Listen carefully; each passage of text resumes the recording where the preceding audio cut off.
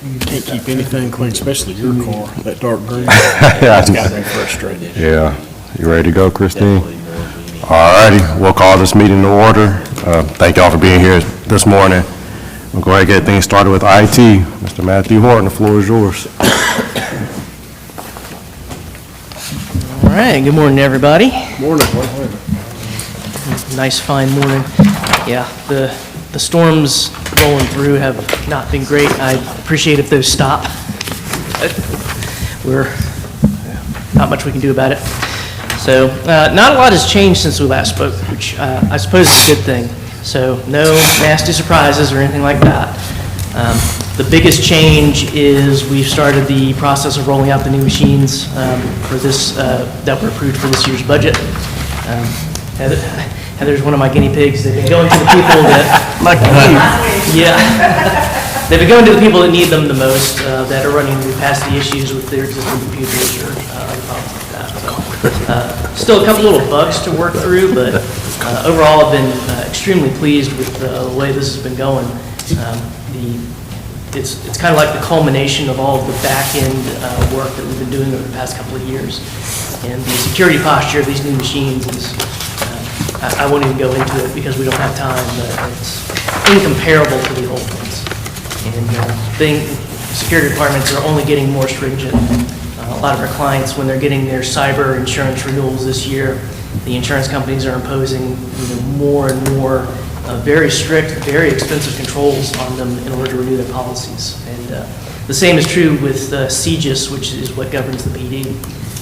Their 2025 policy refresh has a bunch of stuff in it that was not there last time. So we're working very hard to meet all those requirements. So these new machines are basically the key that makes that happen. So super happy with that. And Matthew, you could share a little bit more about what they do that's at a higher, if you're... Oh, sure. Well, one of the biggest things is we're moving towards a concept called zero trust, which is exactly what it sounds like, is that there's no trust between the various computers in the building. In the old style traditional network design, you could envision a computer network as one big building with no rooms and just cubicles. So each computer is in its own little cubicle. If you're inside the building, you're in the network. If you're outside the building, you're outside. If an attacker somehow gets in past the walls and gets inside the network, they basically have free reign because you can walk to any cubicle you want and get on any machine you want. In a zero trust design, the design is more akin to a prison, which sounds kind of grim, but it's actually a good thing. So you envision each little computer on the network as its own cell in the prison. If an attacker somehow gets into a particular computer, they've basically broken into a prison cell, and they cannot move from that cell. So it's a much more secure design. Getting there requires a lot of back-end architecture. So the new switches we bought several years back are what enforce it. The Windows 11 workstations are what allow us to deploy these policies. The new server that we got a year ago, which has abstracted the Maze software, is what allows us to actually implement modern security controls, because Maze, being a 20, 30-year-old application, does not support those controls. So without us actually abstracting it from the main computers, we would never have been able to do this. So yeah, a lot of work, many years of effort have gone into this, but we are getting there. So super happy. Hopefully that goes into it. So looking at the budget, this is probably the simplest one I've ever done, because we have bought everything pretty much. So no big projects other than the one project that we were expecting, which is the continuation of the computer hardware refresh. Going line by line, starting with our contract, there's no change in our contract. Last year we implemented a new security software that protects both our internal and cloud-based resources. That went in last year and has been operational. It's been great. It's already blocked a few things. I think the Mark, we blocked a Russian intrusion attempt on your mailbox, so that is working as intended.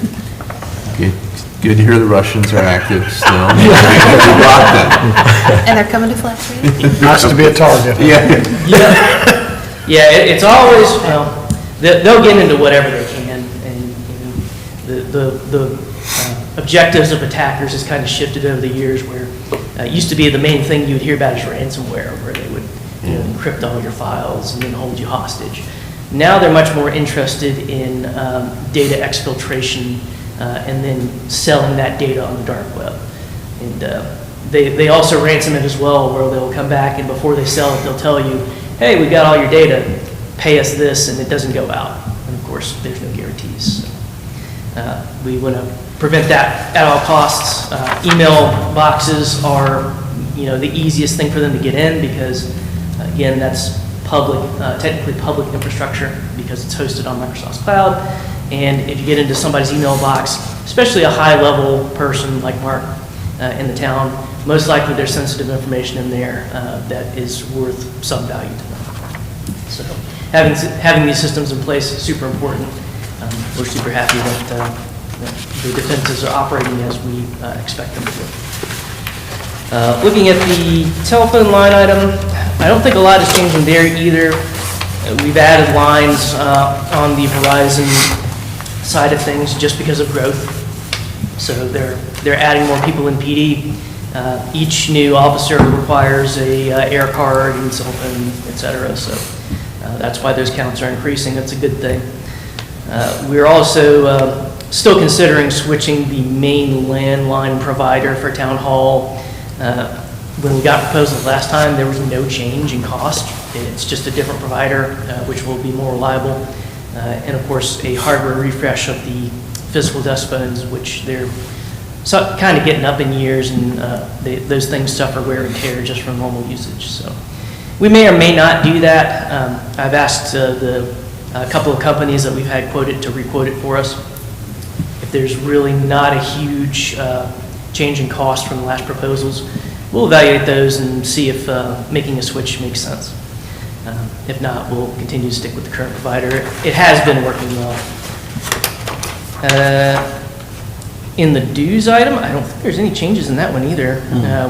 We upped our Microsoft licensing last year, and that's what enables some of these more advanced security controls on the cloud side. So now that those upped licenses are in place, we're not seeing any change on that line item. The subscriptions item does see a change, and that's because a lot of our vendors here are just upping their rates. So we're not really adding anything new here. It's just everything costs more, which is unfortunate, but that's the way things are going nowadays. So I think our cost from Maze maintenance went up, debt book, and the rec desk stuff went up a little bit. Excuse me, and if y'all are following along, just especially for our newer folks, the last page of the presentation lays out the narrative and the more specifics of the line items, where they're at, where they're coming to. Yeah, so again, nothing really interesting about this item other than the fact that the costs have increased. So we just kind of have to deal with that in order to maintain services. And then lastly, our capital expense line item is where we have our one decision package project for this year, which is, like I mentioned before, this is the continuation of the workstation refresh. It's actually, the timing for this is pretty good because by the time the next budget year rolls around, we'll have completed the deployment of this year's workstations and we'll be ready to roll in immediately into the continuation of deploying the remaining workstations. And once that's done, we'll be fully modernized and we'll be good for the time being. Any idea, I know it's hard to predict the future with upgrades in technology and protections, but about how long hardware-wise and system operating this covers us until you got to do it again? Yeah, so business workstations, we like to get 5 years out of them. We're getting 5-year warranties on these, which is the most that they'll sell us. Laptops last a little less because of their nature. They take a lot more wear and tear as they move around. Servers, we like to get 8 to 10 years out of them, and that seems to have been the case recently. So, yeah, I wouldn't expect hardware replacements until around 5 years down the road per our normal expectations. Again, these new ones are going out with Windows 11. Windows 11 is, well, it's not brand new, but it is relatively new. So I don't see that changing or going away anytime soon. So we're not going to have any forced operating system upgrades or anything like that. The one thing that I can kind of see on the horizon is the police MDTs. Those get swapped on a different schedule than all the other hardware because they're considered specialty equipment. And they're so expensive that I know Chief likes to go out and look for grants to help cover the cost for that stuff because they're about, $3,000 to $3,500 per unit. So very expensive, although well worth it because they can take a beating. But that's probably maybe 1 or 2 years down the line. So I expect that'll be our next major project now that most of the other stuff is modernized.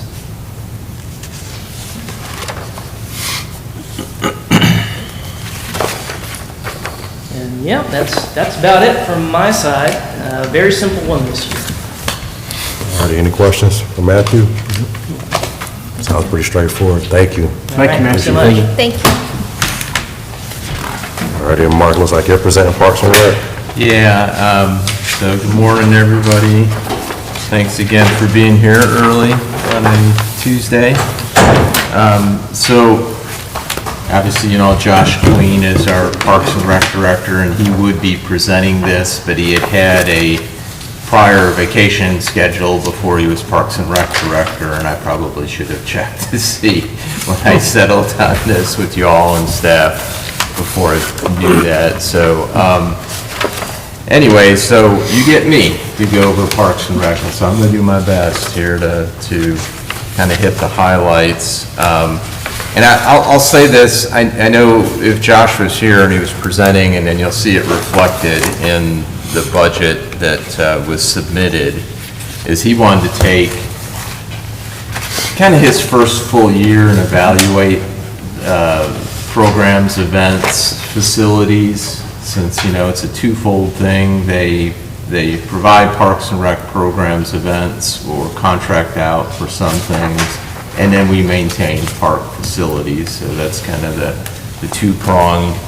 on it. And I think they wanted to kind of assess it before there was any, potentially any larger, more substantive request for either facilities or more funding for new program events or changing them up or something along those lines. There are some new things in here, and so and just as a reminder, I did a little list here with him, and I know he hits on it, and some of these, we know because we've been doing these for years, but as far as recurring events and programs for the coming year, we just had Father-Daughter, but that will be another staple event, which is well attended, really nice. Usually it sells out, I think, every year.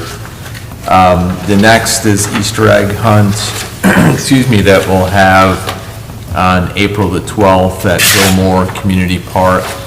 Summer Day Camp, registration just started, or started for that, and I'm sure sold out right away. It's a real need for that, and parents appreciate it, and I'll compliment our Parks and Rec Department for putting on a nice Summer Day Camp program. So I really, that one always feels good as far as a Parks and Rec related service that the community gets a lot of value from. So Summer Day Camp, and then summer concerts. We're planning on having two, one in July and probably one in August. I don't know how much I'll get into it today, but I may have Josh come back at the April meeting and talk to you about it. But we've been approached by Auction House about partnering for events, and maybe the possibility, do we hold the summer concert or concerts over there this year? So something to try.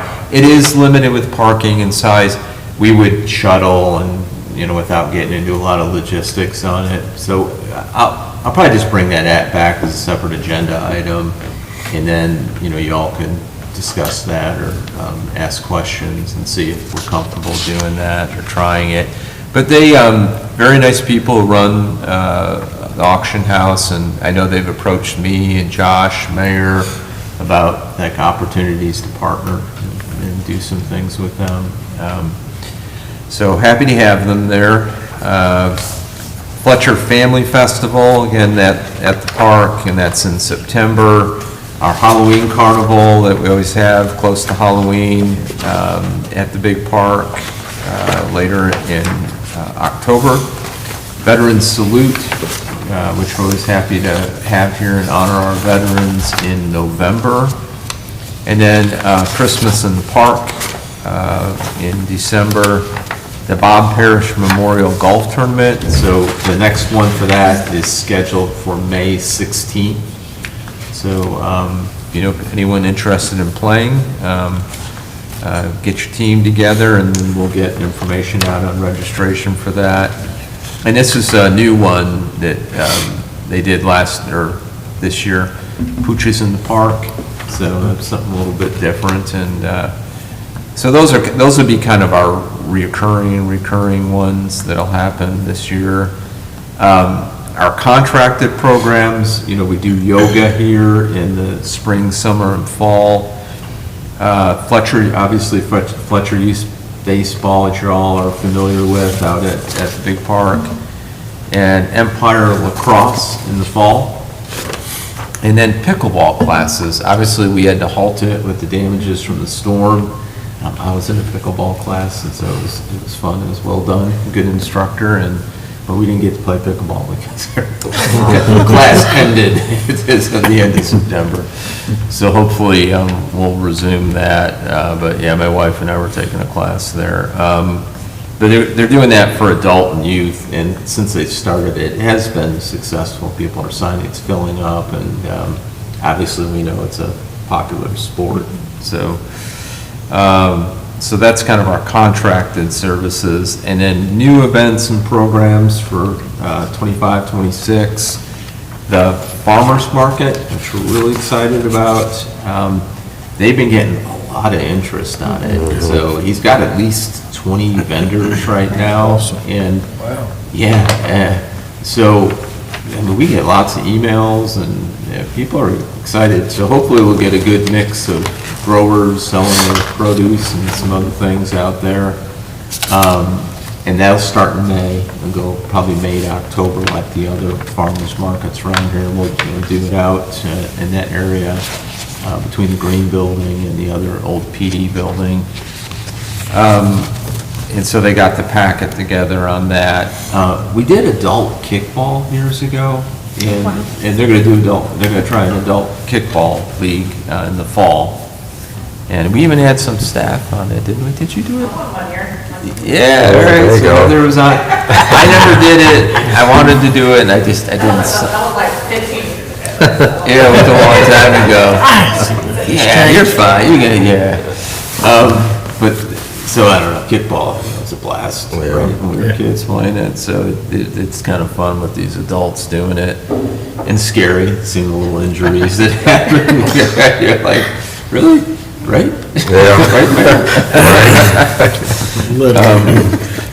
And then the last thing, art classes. They're going to try an art class or art classes here called Mocks and Masterpieces in May 9th. I'm looking to do that here at Town Hall. So, and the Mocks is a little bit of a play on the, you've seen these, I'm forgetting the name now, where you go and you sip wine or beer and draw and do that, but this would be like mock cocktail, something like that, just for fun. So, since it's at Town Hall. But those are some of our new ones. As far as in the budget, and I'll run through, maybe just hit on the highlights of any increases, decreases. No new staff, no major equipment. Kind of feel good now with, the number of full-time support and combination of part-time. The part-times are real important. We have 3 permanent part-time right now. And then we have seasonal part-timers with summer day camp program. But they kind of feel they've got that in a good place. So, I noticed that they increased the budget for any salary increases or anything like that. okay, yeah, I'm glad you mentioned that. So we're looking at a 2.5% COLA. And then we haven't done performance reviews yet, so we're waiting to get that done and then update that in That here. salaries. I just was Yeah. gonna estimate I guess. everybody and then have to review it, so. Yep. So basically, we are planning a 2.5% COLA. Okay. Yeah. So I'll update the salaries once, or we able to them. And we can send that out, what like the revised total is, Yeah. she's got that in Yeah. there. And then in, in May, I'll present a recommended budget to you. Okay. But yeah, no, good observation there. One more smarter, not harder. I understand. Yeah, so Understand. I didn't mention that at the beginning. So, yeah, that's what we're doing with that. The, really only one decrease in here on postage, just a couple $100 off. The increases, utilities, so that's covering, our lights, electricity, water, sewer at any park facilities. That up just a couple $1,000s. And again, these are requests. I go back through this, and it may not recommend exactly what department head has requested. Sometimes it's more. I might actually, because just looking at where we've spent and what we're projected to have happen in the coming fiscal year, sometimes I decrease it. So, and obviously we got to get to balancing a budget, but, so just throw that out there. Fuel, just slight increase there for fluctuating or rising, falling fuel costs. Program materials, and this is covering all of our events, that miscellaneous expenses from program materials. And we're adding some new programs here with the Adult Kickball League and art class, and et cetera. So just a couple $1,000 increase there on that line item. Summer day camp, which, as I mentioned, has been real successful, and it fills up. And we've added back a couple years ago the middle school. That's been big. Yeah, so I hear that's- a lot of good. Yeah, I'm really happy we're able to do that, because there's been, a certain niche of parents that their kids are interested and they can go there, because they start kind of aging out as they get into wanting to go to summer day camp. But that's filled up, and that's been a good need-based element. So, and these field trips and just everything that, prices just don't always stay flat on these things. So, so a little bit of increase there. Let's see, jumping down to golf tournament expense. So, a little bit of an increase. They're looking to change the venue. We've been doing it at Cummings Cove for a long time, and this year we're going to try former High Vista, which is Chestnut Ridge. Chestnut Ridge. Thank you. I had that in my notes here, and so over there, and Make it tough. a little bit harder course. Just a little. Just a little. So we'll check the evaluation afterwards and see what the feedback is. But I don't know, it's nice just to try something a little different, mix it up, and hopefully we get a good, strong number of teams. We had a lot of people, we had a good jump last year in the number of people who signed up to play. Jumping down department supplies, and this is everything from, paper, ink, plotter, laptop, notebooks, et cetera. Just slight increase there, 1,000. And program registration fees, I'll jump down to that. So this is for our specialty classes here, things are contracted, and so this is for the new classes such as the art and pickleball. And on the bottom, uniforms, so a little bit of an increase in there with anticipated cost going up for that we provide for our employees. Let's see, contract services, so this is everything covering like, the bathroom breaks at the park, electrician has to come in, or tree removal, or roofing issue, et cetera. And it covers our rec desk, which has been a really nice software that we use that helps with signups for events. And that's been a really good, useful tool. So a little bit increase there, a couple thousand. M&R equipment, so this is our maintenance for mowers, weed eaters, et cetera, and just slight increase due to the cost of repairs on that. And we don't have any new equipment coming through. Let's see, park maintenance, and this is, this is a beefy one here.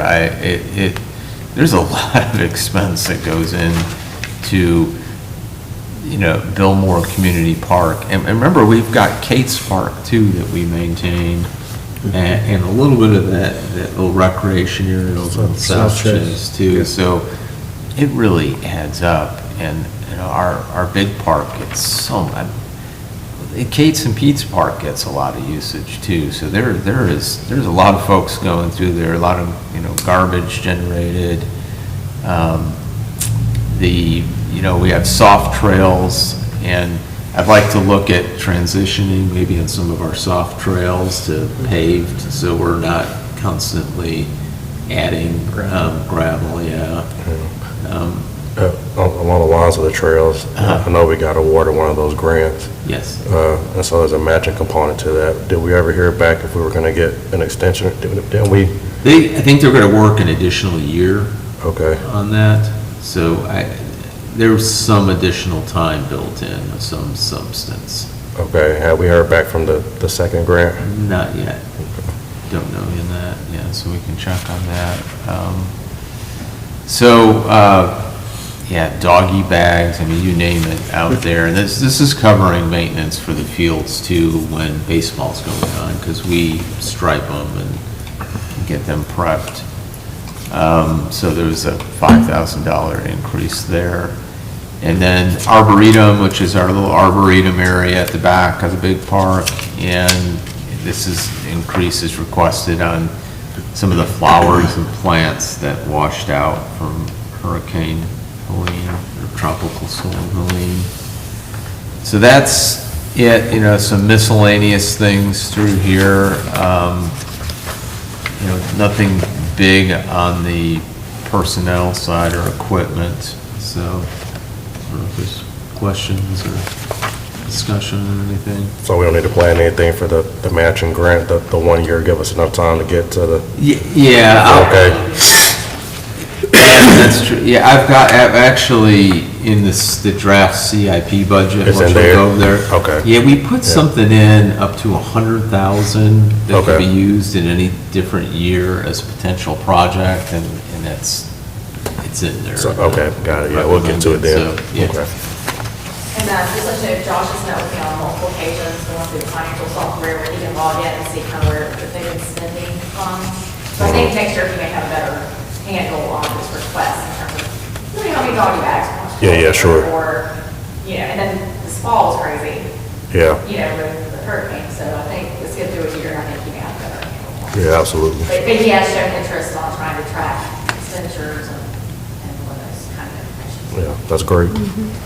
That program we use for the, like you said, for like scheduling events and different things, does that also work for the pavilions? Yes. For people that, okay. Yes. Yes. Yeah, we got hurt, we'll talk about it under revenues, but with the storm, it hurt our shelter rentals, which is not a huge part of our revenues, but it still impacted Yeah. that. And pickleball couldn't be reserved either, and so. Sounds good. We have any other questions on parks? All right. All right, the next item is a break, but I'm guessing maybe we're okay. Yeah. If we need to take a break, we can. I just sent that message. Yeah, so Okay. we'll get Chavo back in. while we're on a break, and this maybe would be a good segue to him coming in. I'll be emailing you all about this, and I can wait till April if we want to wait till then to see if we want to participate. Okay, here he is. With debris removal and what's going on, I had a conversation with the city manager from Hendersonville last week, and we were just kind of debriefing on how debris removal's going and our respective municipalities kind of stepping up to try and help with it, since we've got some capabilities for brush and other collection. So they've been doing brush, we've been doing it, through it largely, and, but there's still, like, it's called construction demolition or C&D piles out there. And, the possibility of the municipalities maybe helping with some of that, or not. So they have responded back, the county has, that if you want to do it, because I think Hendersonville is going to participate with like everything else that's out there that they could collect, that you could, do that. You'd have to be like certified or signed off with the contractor, SDR and Debris Tech, to make sure you're following the rules and it's to an eligible site, and that they might even have to come out there and monitor while it's going on. So Jabba and I have talked a little bit about this since it was like yesterday, we got the email about that. But they are opening that up to all the municipalities, that if you want to help with any of the debris removal, you can, but you need to make sure to coordinate it with their waste hauler in the county and take it to the right place, make sure it's separated, we're following the rules properly to do that, so. Yeah, I think if we can safely do it and we can economically do it, I think we should consider it. Yeah, I mean, we're all, probably I could safely say, probably everyone on this dais here are, would love to see this stuff gone. Yeah. It's been sitting there, and we know our residents do. Anyways, that's coming up here very soon, so. Do we know how many properties still have C&D on them? Jabba measured that, or actually counted it, and it was 62? 63. 63? Okay. Yeah. When you work with the size of that table, Oh, yeah. the size of. Yeah. I know most of our folks hauled their stuff off. I know there's been some work going on inside some houses. Yeah. These last 2 weeks where some stuff has reemerged, but Yeah, so there may be more out there, and there may be less, because maybe some people have, since you did your count, may have hauled it off themselves, or had someone haul it for them. So, yeah. okay. That sounds good. And before we get started, we might want to reach out to Chief Griffin and just let him know we're a little bit. Is he next? Yeah, let him know we're a little bit ahead of schedule. Okay. I know to come down soon. Yeah. Yeah, Yeah. or whatever. Yeah, whatever works best. Yeah, that's fine. Yeah. Do you, All right, Jabbo. do you have his contact info, or? I do. Do you need me to? Yeah, we could text them too. I've got his number if you want me to text him. If you don't mind. No, I don't Sorry, mind. I mean, we can, Thanks, I've Jeff. got it too. I need, actually, I've got his number over there at the station. I don't think I have his cell I'll send phone it to number you. in here. All right, Jabbo. Floor is yours finally. Well, Mr. Mayor, Council, thanks for the opportunity to come before you and just share with some of the vision that we have for the town of Petrie. And I appreciate the vision that you share also. And as you can live with, I'm sure Heather's got the budget there for you. Everybody says, well, I'm not asking for much. Well, I can't say that. I am asking for a few things this year. Not all, but not all. That's everything. I need to share with you a little bit about what's going on. Okay. So with that, I'd just like to start with my first decision package. And I'm asking for a new employee. Public Works, we currently have 9 employees, counting myself. Okay, and when we started doing garbage 5 days a week, we thought, well, we'll try to see how it's working out. Well, we are doing garbage 5 days a week, but it's putting us so far behind on everything else that we do. It's just really taking its toll.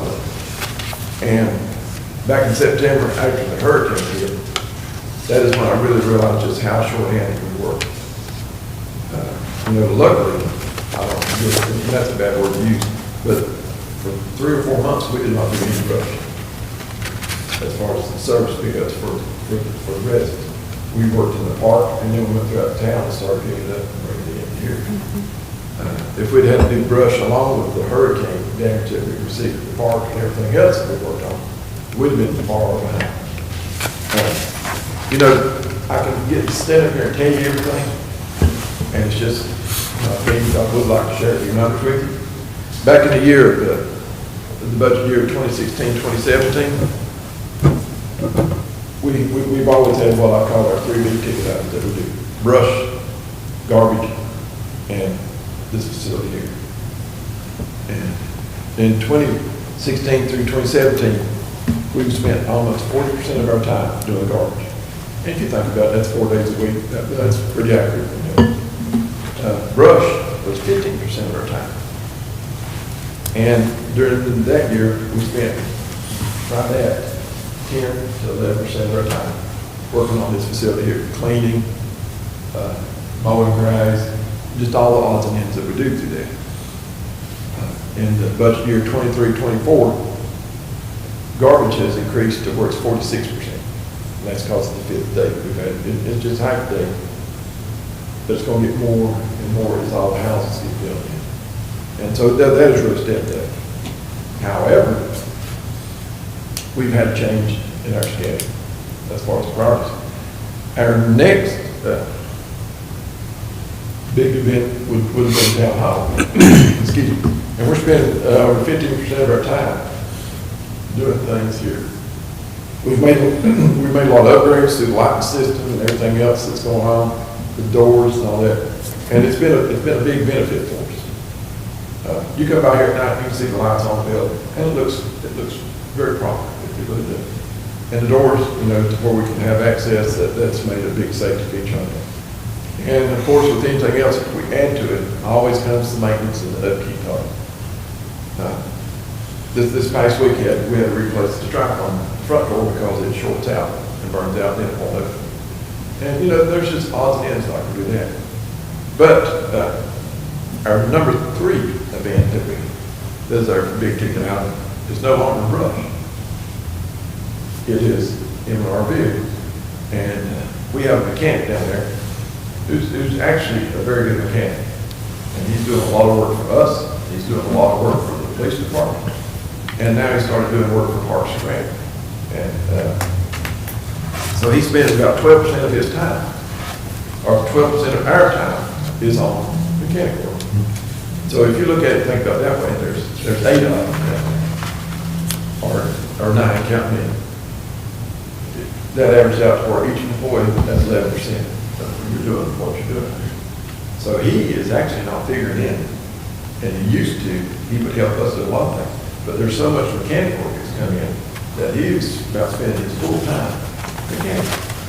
And really, that's what we hired him for. And he's doing a very good job with it. He has a good working relationship with the police department. They tell him what he wants, he fits their schedule. And, when they work nights and days, I don't know how they do it, but they will work it out to him. And they'll bring him in here and he'll work on it and go that way. So he's not really been factoring in. This past 2 weeks, last week, I had 2 employees out with the flu. One was a upper respiratory flu, the other was a intestinal flu. And so we're down 2 people. And I've got one guy that's, he's on limited duty from where he got hurt. So, that's 3 people. We're not being as productive as we need to be. And it's just unbelievable what one person can make and the difference to do. We have the possibility of one of our other employees going to be out.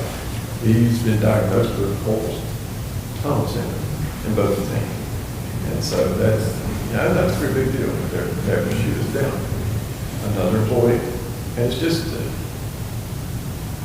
in order for us to maintain the services that we need to provide for the residents here at Fletcher, we need to have good staff. We have good staff, but we need to have just a little bit more staff.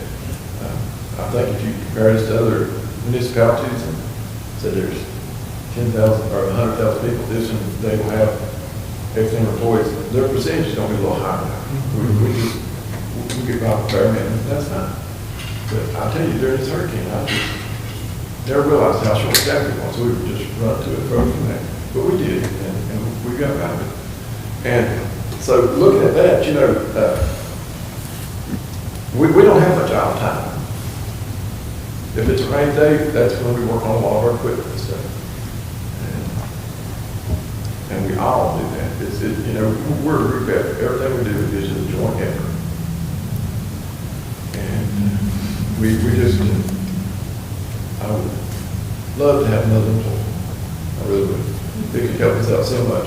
Whether it be helping the mechanics, helping on garbage, or helping do our stuff. And, you know, we're still getting debris from the hurricane. People are still bringing it out where they don't have a place to do it. So it's took its total effect on it. Okay? The second thing I'd like to ask for.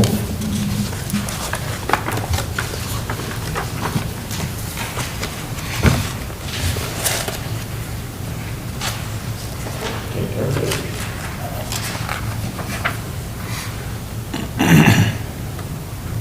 It's a tire changer. Our tire changer, it's probably more than some of y'all on there, if you expect.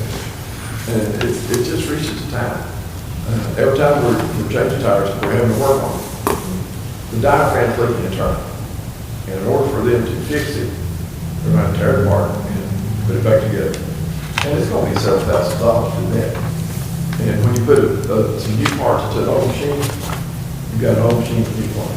And something else will go wrong because the pressure will be transferred somewhere. So, we've finally been updating our shop to where we've got a decent shop where we can work on stuff.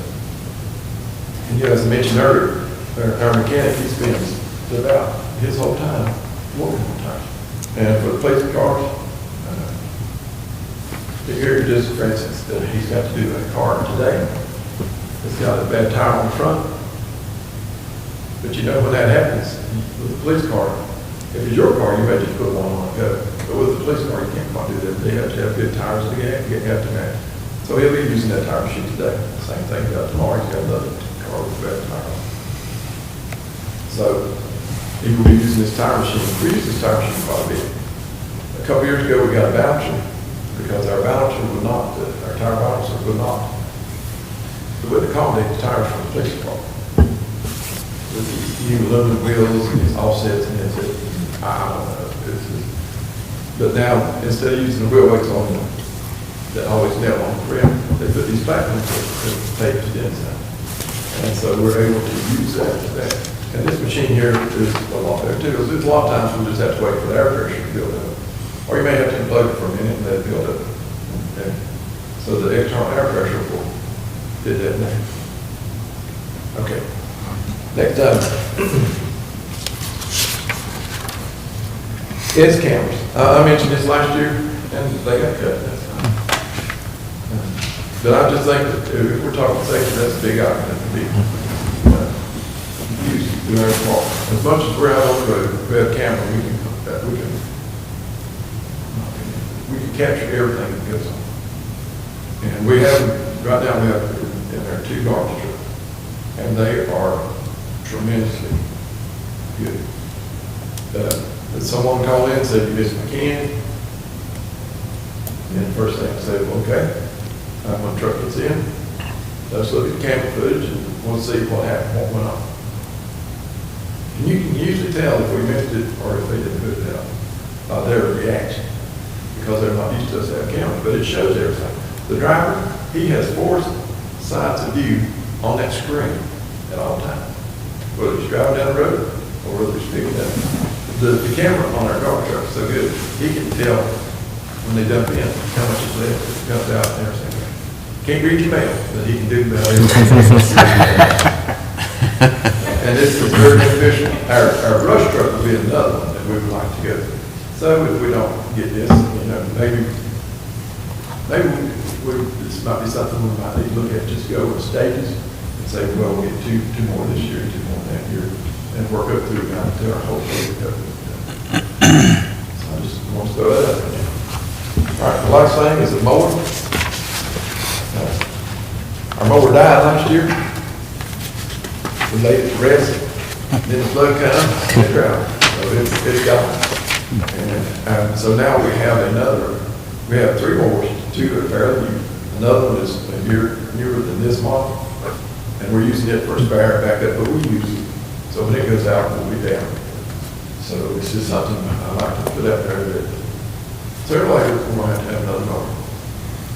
And that's, I don't think this horse in the ground. If things get bad, we always go to Parks and Rec, and that's part of it. We work together. All right. Now, I talked about the decision packages. I'd probably like to go through the budget that we've been talking about on our main sheet.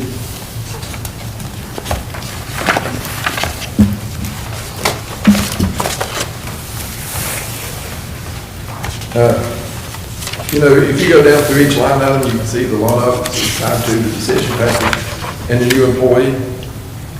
But we'll skip down to where I'm at 1,300, 10, 50, 600, 1,300 utilities. The rate increase, we're going to have to do something that we're asking for a little bit on that part for utilities. M&R Town Facilities. We have in the police department a exhaust system for the air measure. And what it does is it takes all the odors of everything out, filters it, puts fresh air outside, supposedly. But this was an add-on to our system, and we've never had a service contract agreement. And it went out this past year, we was talking with it, and it needs to be serviced every year. And that's what that increase is for M&R Town Facilities, is an increase to cover the service contract for this ventilation system. And they get, there's definitely some odors in there, like drug evidence, marijuana or something, so. Not always, but. Sometimes I wouldn't want to eat down there, but okay.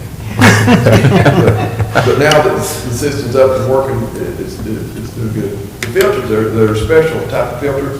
It's a hydroelectric something other, it's charcoal, and it's supposed to magneticize any form of smell or particles that is trapped in that thing.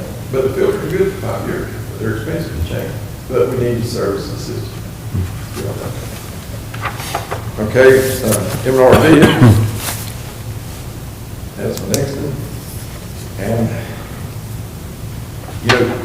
the price of parts is going to it's going to go up every year. And as we increase our fleet, it's just an increase that we'll spend. One thing that is great about our fleet is that most of our items we're working towards replacing the old ones. There's not a lot of maintenance we're going to do too. If we can take care of that. But now when things get older, and start breaking, that's terrible. You think $2,000 is a big increase? We put 2 tires on the front of our garbage truck, and that's $1,200. 2 tires. And that's your steer tread, so they got to be a little bit better. But most of the tires run about $500 a piece for these trucks. Okay. Landfill, as the volume increases, the price increases. And the same thing about recycling. It's, we just went through a increase in the CIP every year. They have for their contract, it goes up every year. And this is to cover that. Okay. And then the last thing is tools and equipment. We have an OBD scanner, and it is It's probably one of the better ones that they make right now. And what it does is it allows them to look into the machine, whatever it may be, or garbage truck, whatever, but to keep it updated for the new stuff. You have to buy it like a search or something. You get all the updates. Pretty much in a nutshell, that's my story. I appreciate your time, appreciate the efforts that you put forth to help the public works grow and serve our community. Pass along, your folks do great job. Yeah, absolutely. Well, thank you for that.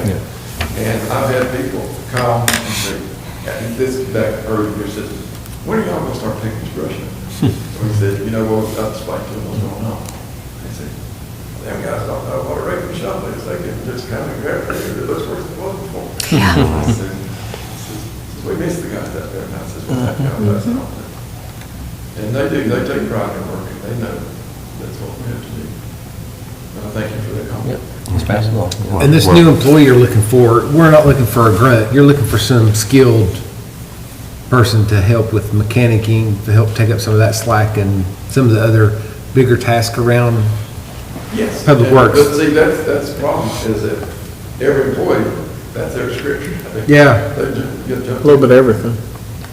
I'll say everything sounds like a need, but particularly that new employee for you all. Sounds like it's a must. And the cameras are roughly what, $1,500 apiece, $1,000 apiece? What is The two bigger the? trucks are a little bit more expensive, I think they're about $2,000 a piece. Okay. Because you want a good front and back, and sometimes side view on them. But the other ones, it's just simple, like, it's roughly. And this isn't replacing all, it's adding. Adding, to yeah. other I was just vehicles. thinking, you said in stages would be okay. Sure. Okay. Yeah, and some of the stuff, I know we got a very healthy fund balance and reserves and everything. Some of this is almost like a capital, like a one-time purchase. Is it something that Yeah. we can probably Sounds like it. borrow? Yeah, the request for it. I know like employees is ongoing and It's- curing for yeah. years to come. If it's over 25,000, then it meets our criteria for a CIP project. Yeah. So there's possibility, if it hits that threshold, we can consider it, even if it's not in our CIP plan as one of the projects that we've done. Last year, we moved the computer workstations from the operating budget to the CIP budget. We've done it. Because I know we got a very healthy fund balance. Yeah. And if we, all these like small one-time purchases, it'd be nice just to wipe it out and be done. Get it. Yeah. Well, I mean, especially 2 and 3 are safety Yeah. related. Safety on the tire changers, safety for y'all, Yes. accountability on the camera systems. Yeah, and that's a good observation. Like Heather said, we moved the, yeah, and the LED lighting request last year, we moved that to CIP, because CIP, and we'll talk about that later, it's got some room in it, and we may even, or I might recommend it to you, that we shift some of our, I'm getting a little ahead of myself now, but shift some of our, the amount that we budget for it, 7 cents of our tax rate, what the levy produces, is what funds everything, and CIP is maybe shifting a penny or something more away from there towards other general fund requests that aren't in the CIP. Yeah, to help, because revenues are gonna be tight this year. I mean, Yeah, it's- after the storm. Yeah, but and it's not all, I mean, some of it is storm impacting with, property tax For your sales tax, I know like and sales across tax. the county, Yeah. we're getting hit Yeah. mostly with sales tax and properties went down because Yeah. people don't, I guess the collection rate's not as good, projection not as good. That's done okay in Henderson County, the Good. collection rate. And we really haven't seen a big drop in that. So Have they that's- given us any numbers yet? I mean, we're in March, they still. I've Preliminary got February's in here in the packet, which I wish I had it in March. March isn't gonna be that much different from what you have. It's really when it gets real is the April and May ones, really April. April's what I plug in when I start working on the recommended budget that I present to you in May. But, yeah, it takes so long because the business personal, so the machinery and equipment, they get like extensions, and so that data is always, those values are coming in, yeah, and, I mean, overall, it's not that bad. Yes, it is less than prior years, but, we'll probably have, in the end, some growth in the property tax space. It won't be a lot. They typically give us, and I'll talk about later, a real conservative estimate. And then we go with that, and then they wind up billing for more. And so our tax levy winds up being, additional revenue. But there wasn't as much damaged out there once the county did their assessment as far as properties that they needed the lower values or take off if like a home was destroyed. The total impact wasn't nearly what they had anticipated. And some people are going to call and they go out and look at it and it could be a lot less than what they thought it should have been lowered, or it could be more. But Harry Rising, when he was presenting on that, was from Henderson County. It wasn't, and Preston and Keith were at the LGCCA. Surprisingly, it wasn't as bad as what we thought, so, which is good news. Maybe it's a little worse in Buncombe, but, yeah, so we'll talk a little bit more about that. And like I started to talk as Jabo came in, and I'll just make this one last comment, we move on, but, and thank you for that mentioning, Trevor, about, the good work that people see. We get lots of compliments from the public about Public Works, and just kind of neat anecdotal things about, hey, they did this, or appreciate that. And it's nice having that personal touch of our folks doing it, rather than contracting it out. They really have shown in other places and some other studies that the public generally appreciates or gets a higher value or rating for solid waste services when it's your own people doing it. I mean, there's still an efficiency and cost thing involved in comparing that to privatizing. So back to the debris that's out there, that we start to get, and y'all are going to are hearing it, we'll hear it. When are you going to get to this? When's the town going to do this? And it's not the town, it's the county, but then you got to explain it, but, we're the face of it. So, this is where, if we can, maybe we, as time and equipment and everything, try and help with some of these other things, just to improve the appearance and get it done, and, we're a partner then to the county's efforts on it, so all that stuff. So, anyways, we'll talk to you more about that. Sounds good. Any other questions from Jabo? More? All right, sounds good. Well, we appreciate you all. Thank you. I appreciate y'all. Thanks. And what you do for the town, and what you do for us, so thank you. Likewise. Fire chief was at a prayer breakfast that the sheriff's holding at Blue Ridge, and so he's on his way, but I don't know how long. That's where the chief was too, otherwise I would have had him go Yeah. earlier. Yeah, no worries. Well, what makes sense to go to? You have to? Yeah, sure. Yeah, please. Or I can do revenues and stuff right now. Do you want to do that? Run through it? Go ahead, Heather. Yeah, go for it. You're up.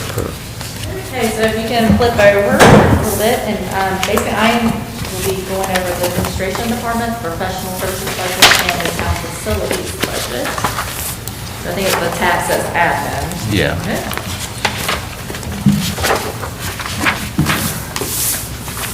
All right, so the admin department is pretty much, as I've always said, is human capital. So it is 5 employees that make up the administration department: Mark, myself, Christine, Candy, and Susan. So pretty much it's salary and associated benefits, with 1 or 2 other little small line items in it for operating. So like we said, I'll be working on salary numbers, benefit numbers, as we finish and go through the performance measurement thing that we do for our employees during this time of year. So that'll be updated later. So pretty much the only thing I adjusted right now is the fuel expense, which I just decreased at $200. We drive the car occasionally, but we don't use as much gas as we projected. So I did decrease that one. So other than that, like I said, most of these will be adjusted during April when we finalize everything, like insurance too, health insurance. We'll probably get our renewal information by the end of March, and we'll be meeting with our broker to discuss other options, other plans, other carriers at that time. So right now, not sure what that looks like either, but we will work on that for our employees. So any questions about administration? So if you'll just kind of flip over a little bit.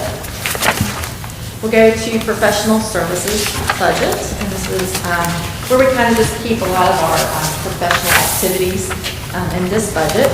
So the first line item is the Greenway Stream Bank, and I left it the same. Part of our FEMA projects, we are going to be working on 2 areas, one near Mills Gap Road, so I'm hoping FEMA's going to cover that, and then one inside the park. But it always seems like every year we have some type of issue with the trail and the stream somewhere. So I just left it as is to see in case we need it for next year. The public accountant, so right now I am anticipating a $575 increase in our audit contract. I have not seen the contract yet. This is why it should be on the April agenda. That's what I'm waiting for. So slight increase there. Legal, this is legal monies for our town attorney, Joe Freakus, and we budgeted $6,000 this current year.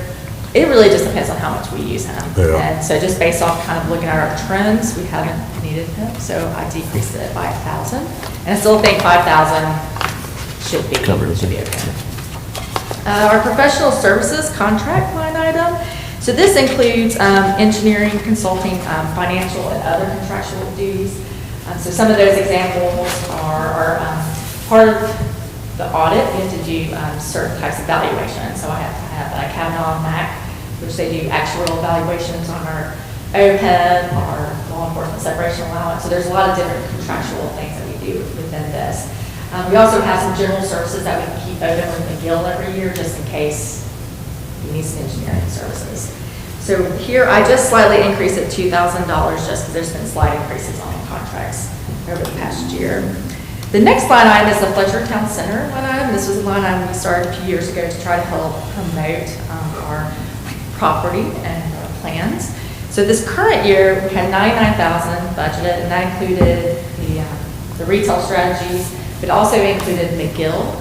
And Mark can speak clearly on what they were doing this past year, but we don't need that moving into next year. So yeah, we're hoping to complete most of that work. It was mostly centered around the wetlands update delineation, which we've got the draft back and they've looked at it, and I want to have McGill talk to you about it at maybe the April meeting, just kind of where we're at with some things with their analysis. But it was that stormwater analysis with development, like doing some different development scenarios. And then the third thing was Army Corps permitting if we did fill in some areas to try and get the maximum use of our property, since, you know, roughly half of some part of it is in the floodplain.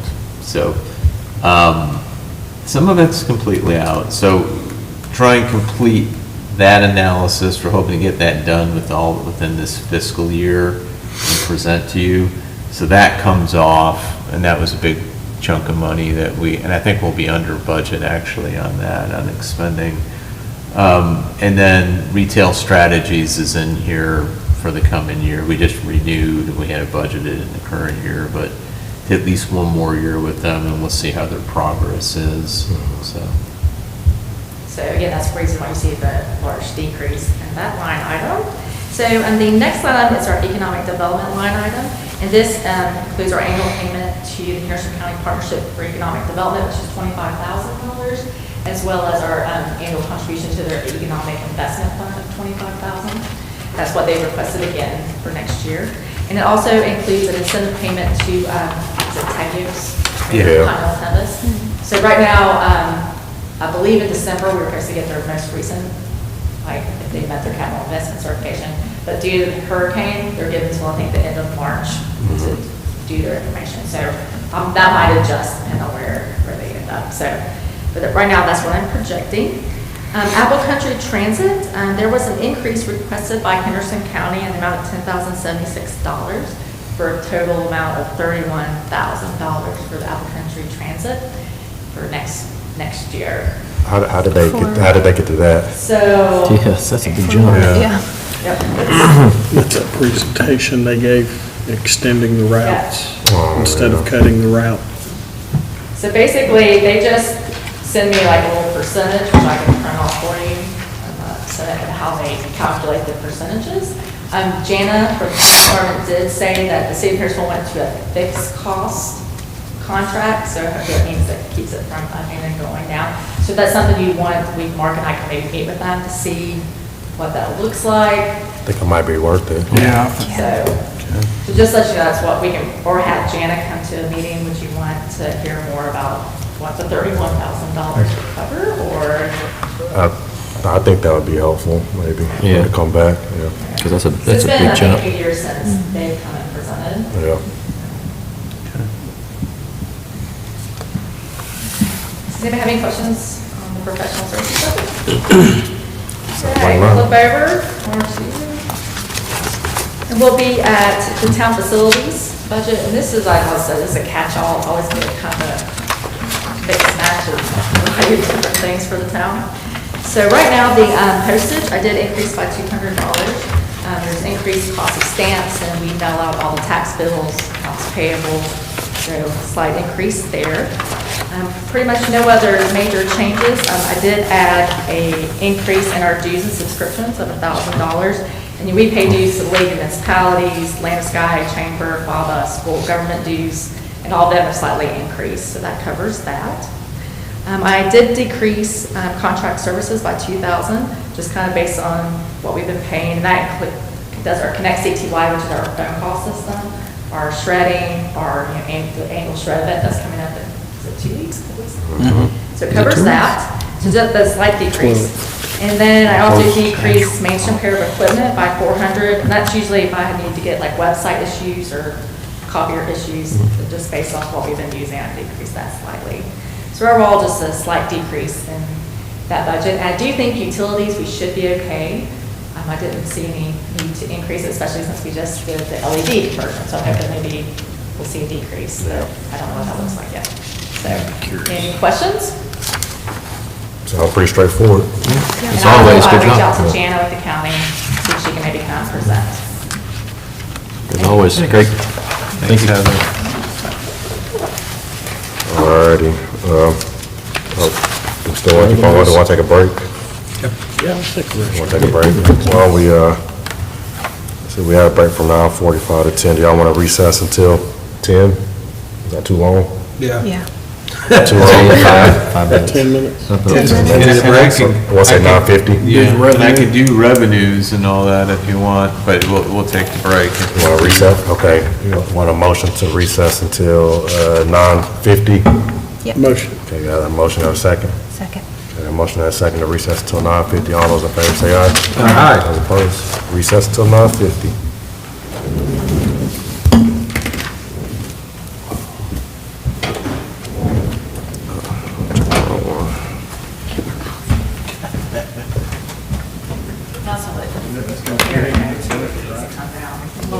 Yeah. Do that.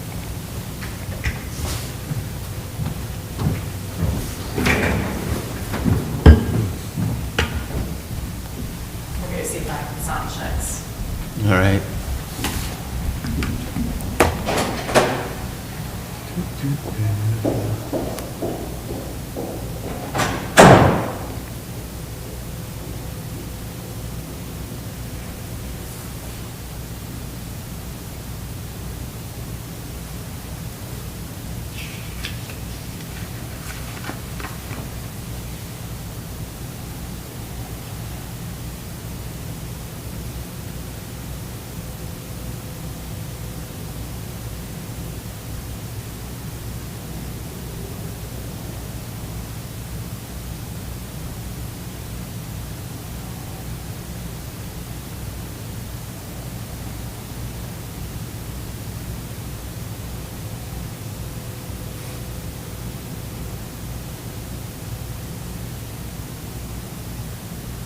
You know, we push through these things pretty quickly every year now.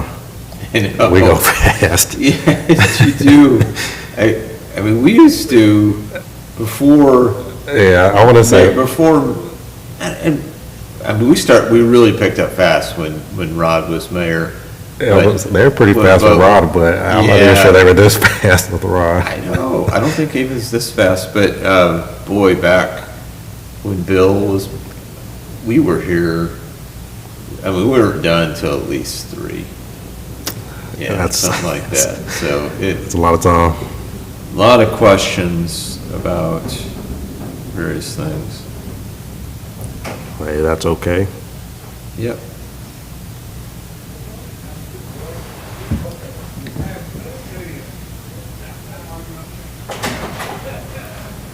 Hey, Eric, how you doing? There. We are. That's what we were just talking about. We're going quick.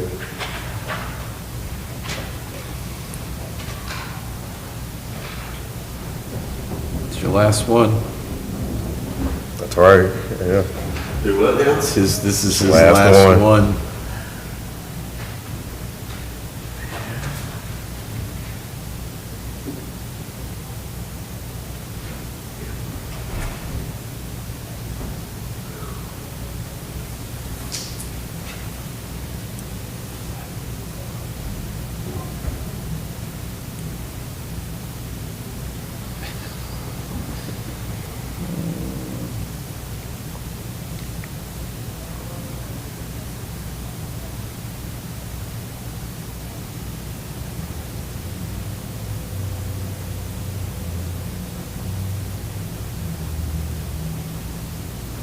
At this rate, we'll be done before noon.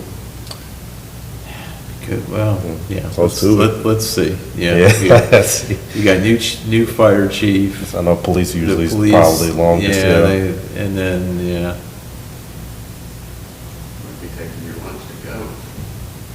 We were done like Maybe. by noon last year, you know that? Were we? I remember, or I maybe can't not remember, much yeah. long after. We Yeah. ate, I think we might have ate and then came back. and and maybe we had came one. back and finished, yeah.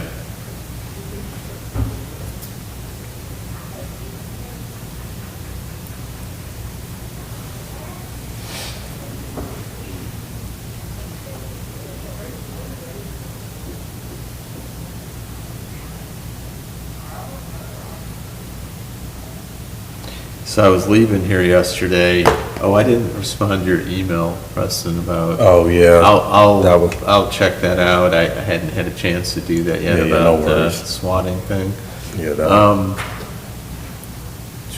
I didn't know that even This is existed why I until saw, somebody, I saw your email, excuse me, I saw your email come in and I thought, it was after 5. I didn't, yeah, that's well, funny, I yeah. thought, is someone emailing him already about the traffic light? That's what I thought you were sending me. So I leave here and it was backed up. If it's ever backed up to the railroad tracks or getting close to that, I don't even get in line there because Yeah.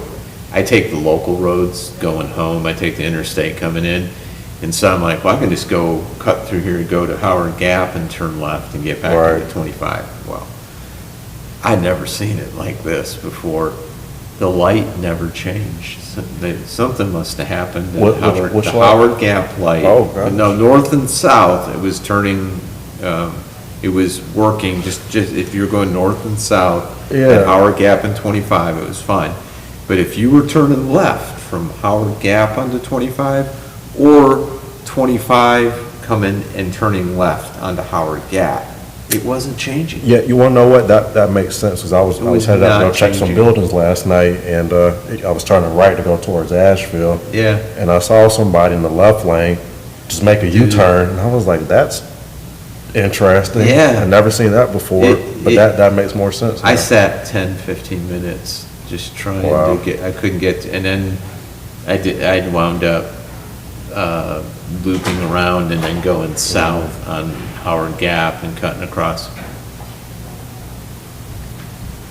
What?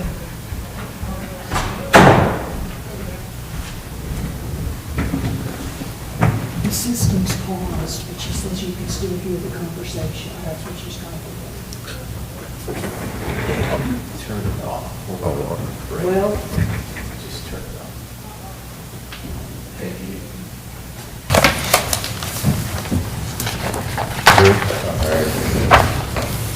call this meeting back to order, and we have Eric Rufer, planning and zoning. Floor is yours.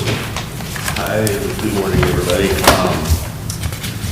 So yeah, this is, we're just commenting my last one. Pretty much everything that involves an increase this year's proposed budget will be just sort of anticipating that transition as we talked about back in January. Thanks to Heather, she did the heavy lifting on all the salary benefit numbers. But basically, the plan is to bring on my successor. I guess we'll most likely cross the fiscal year and then probably very quickly advertise so that someone can be in place around the beginning of September. Then we're a 2-month handoff period as I'm due to go out October 31st. So then, so basically the salary increases obviously include that kind of extra staff person for the 2 months, but I'm sure I know Heather's probably adjusted the numbers for one time out of here. She will get there. Yes. But then some associated, some your regular line items. I just, without knowing anything specific, just trying to anticipate the possibility that they'll need some extra travel training. We don't know what certifications they'll come in with. Some extra department supply budget for miscellaneous whatever. Some possible dues and subscriptions increase. They may come in. If we get someone with AICP, I don't know what those dues are. I don't have AICP, but I know that's got some real tedious travel training, like, you know, some continuing ed. It's more involved than floodplain or zoning on the continuing ed credits. So there may be a little bit of juggling, but again, only 4 months of this budget is mine, and then it's somebody else's. So, but all that's reflected. Really no change. The continuously moving target or unknown target is the stormwater program. We may get someone that has a lot more knowledge on it, possibly. If that's the case, we may be able to like ramp down a little bit of the work with McGill and Orlando Sky that we budgeted. It may work out to where we have to ramp up the work with Orlando Sky and McGill because stormwater is not a typical planning and zoning function. So that's just kind of, we're kind of leaving that as is with a fairly decent cushion on it, just so that largely because the state expects us to keep a program budgeted that is compliant, and we are technically due for another audit sometime in the calendar year 2025. Knowing the state's track record on keeping with schedules, that may or may not happen.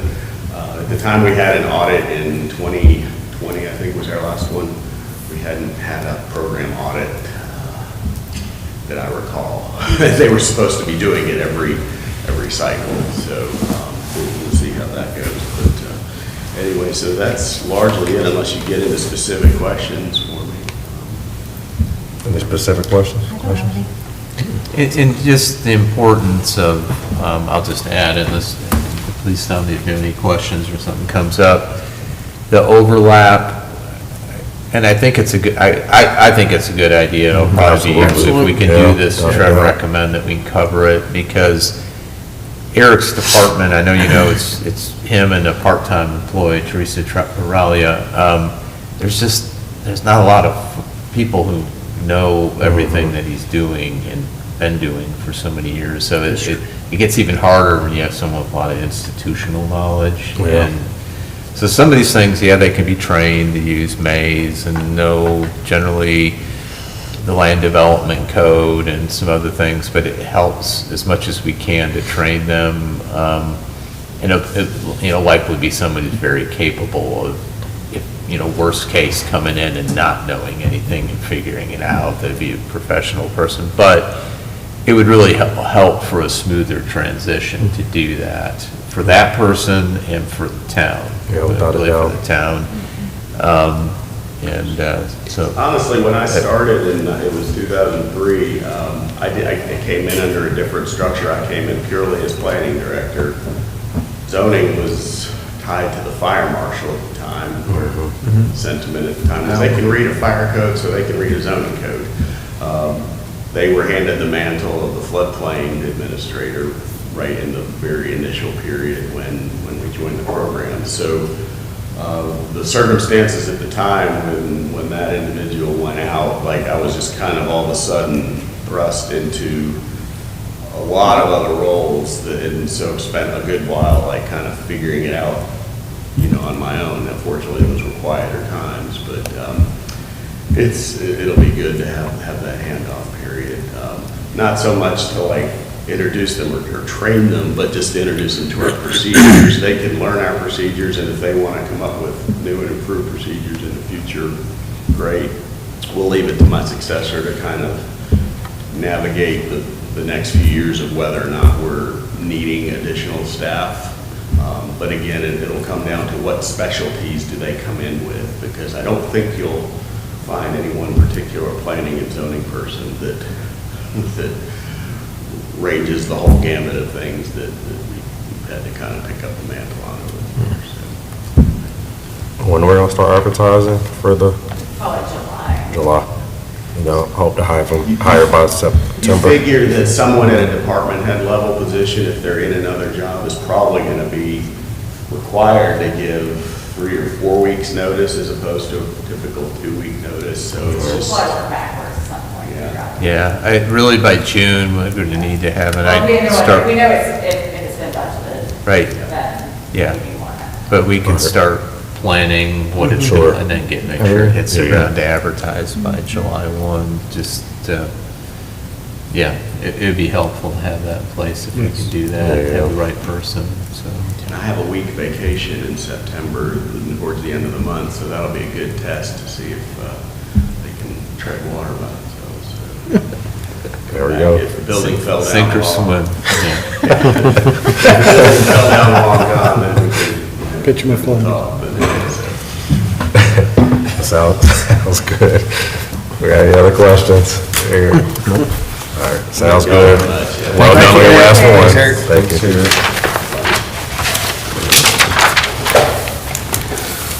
All right, do we want to do governing body? Do we? Yeah, do you want to, Christine, and then I can Yeah, do the revenues. revenues and other things. Yeah, let's do governing body, then Okay. revenues. All right. Very simple this year. Most of the time, Heather handles the salaries and everything like that. Travel and training stayed the same. Best thing for that is a non-election year. I haven't been anywhere this year, but there is 1 or 2 things coming up that I may go to, depending on what the itinerary for the meeting looks like. Sometimes I've so much repetitiveness, I get tired of it. After 17 years, I wanted something new. So that'll depend on that. Advertisement, I increased it just by $30. We've been coming in very well with that. There hasn't been any problems, to save a little bit money there. Department supplies, I didn't buy any minute books this year, and I'm gonna need them. I'm about out now. And just the cost of them and getting them made. They come from a company out of New York. They're very nice, very sturdy, and a lot cheaper than what a lot of the clerks use. Some clerks put their minutes on specialized stationery and everything else. I don't do that. But again, I haven't bought any books, so I'm going to need some definitely. And also just to get some more shirts and apparel in the budget, because we're going to need some of the new council member. The only other thing that I believe I increased, and that's my dues to the International Institute of Municipal Clerks. That's part of my master certification. I got to keep that up. And every time I turn around, they're raising that. Yeah. Why, I don't know, because as a whole, I don't see what I'm getting for what I'm paying, but it's just something I'm required to do. So that was only an increase of $10. So I make sure I have enough in there. And my notary's not due to be renewed for a couple of years yet, so that's good. And then that also includes my dues for North Carolina Clerks Association. And I believe I've been taking Zoom out of there as well, because it's about due for renewal this month. I believe I expect to get that invoice in anytime. So But outside of that, everything's pretty neutral, very few increases, and trying to watch the budget. So, Okay. Yeah, I know we don't have an election this upcoming fiscal year, but I know they changed that filing period, so there's no, I guess, cost or anything that we need to worry about, just next fiscal year, I'm assuming? Or I guess a year after. Not that we're aware of. All right, We'll find out. sounds good. Any questions for Christine? Thank you. Sounds good, thank you, Christine. All right, let's move on to revenues. Okay, thank you, Mayor and Council, thank you, Christine. And so under the Revenues tab, I just tried to hit some of the highlights, and Heather helps put some projections in here, which lays this out, and I got some bullets on it. But obviously, to start with the biggest one, which is property taxes or our ad valorem values, you'll see a listing here at the top of what we budgeted for the current fiscal year, which is $1,852,000,000, and then what was actually billed. So we go with the projection every year that the county assessor's office provides, and I go with that last set. They typically go bill for a little bit more because they're very conservative on the estimates, and they'll get updated values. So you can see what was actually billed was a little bit more than the budgeted values. So the projected values amount that you see of $1,875,000,000, it's actually a little bit less than the billed values. So that's why you have that negative 0.47%. So not quite a 0.5%. And it'll change, we'll get updates monthly about the 15th. I probably should have emailed the assessor yesterday to see if they had the next one, because it would have been nice to have put that in here, although that's still going to change. It's going to likely go up. We're kind of estimating that we'll be flat, maybe. And, it's hard to say until I get the final values in from the assessor's office. But they haven't, when they went out and did their required assessments of damage to properties, there wasn't much of a decrease in values as a result of that. So that stayed fairly stable, really, overall. And then you're going to have some growth with some of the industry coming in here. We don't have a lot of major announcements on that, but our existing manufacturers are fairly stable here. So with that, this will go up. Again, our actual build values typically are higher than what we budget with. And it averages around 100,000 in actual tax levy. So that helps to build a little bit of a cushion in if we wind up actually billing for about 100,000 more in actual property tax revenue versus what we budgeted when it comes out. And I can't guarantee this year will always be like that. It could be less, it could be more tight to what that last projection was. But it's good. It gives us some cushion in there. And again, on the 15th of the month, we'll keep getting these. The biggest thing that's a delay is the business personal, which is machinery and equipment. They get extensions to list it, and so that delay is kind of finalizing this. So the, kind of jumping down middle of the way there on the bullets, as far as growth is related, and this is mostly on the residential side, which, first helps with a value bump, but, long-term costs more than revenue that brings in on the residential side. But I do just mention, the Authors and Heritage Park will soon be built out, but they'll be built out with homes that are values that'll be coming on, so that helps a little bit for a shot in the arm, so to speak. And then BSC Holdings, which is our property here right to the north of Town Hall, it's going to be called The Landing at Meadowview. You can see the site work is happening.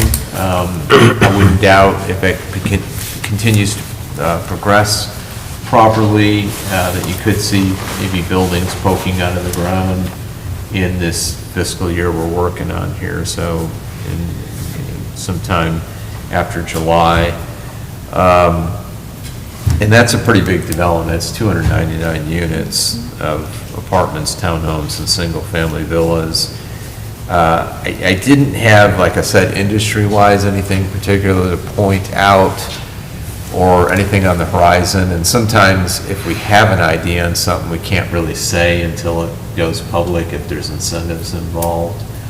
But just to, again, to give you some perspective of how much more typically we bill versus budget, the actual amount, this is that second to last bullet there on the page, we actually billed $126,297 higher. That's actual tax levy versus the budget. So that it does give a little bit of space there, a little bit of breathing room.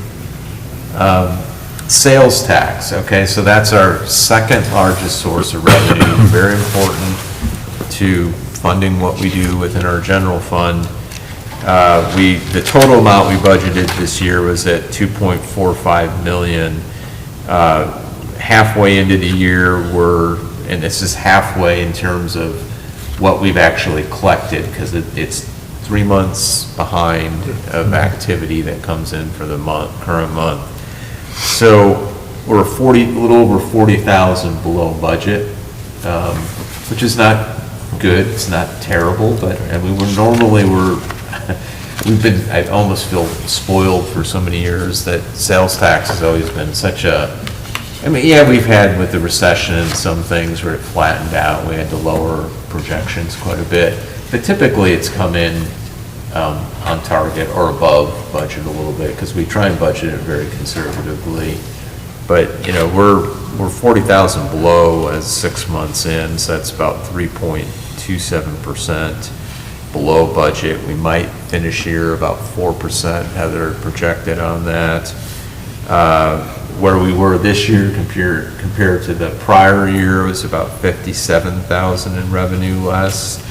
So what is this attributable to? Of course, we can say some of it was Helene, you know, the storm did impact this, but also some consumer confidence and high interest rates. I know they've done some rate cuts, but that still has impacted spending.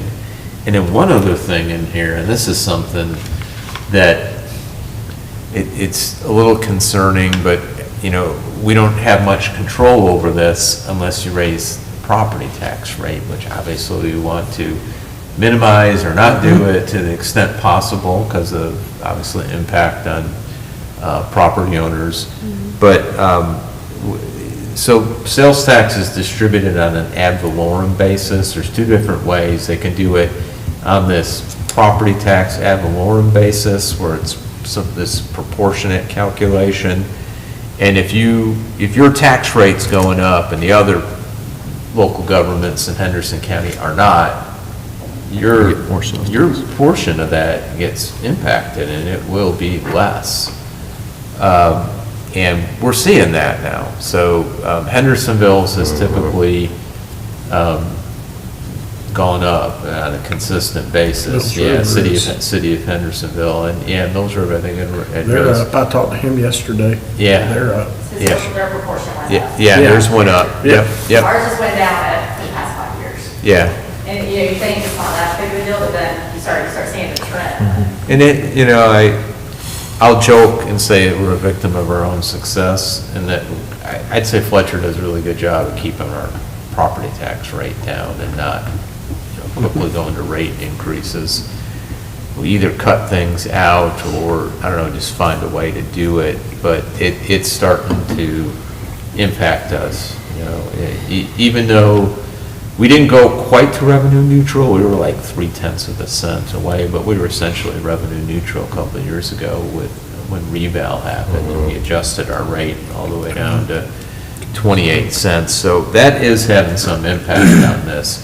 We will get from the League of Municipalities this packet of information that provides their guidance on what they see as increases in revenues. So for like sales tax, utility sales, which I'll talk about in a minute, So we'll take that, Heather will do some analysis, calculations on it, we'll plug that in, and I'll have a better idea in April what that is. I'm gonna have to by April, like end of this month into early April, we'll start doing that. I'll need to get the next two projections from our assessor's office on ad valorem values, but we'll take that in there, and that'll give us a better idea of sales tax. Are we gonna have any growth, or is this gonna be flat again, or hopefully we don't have to lower it. This current fiscal year, we actually lowered it from last year's total budget amount, which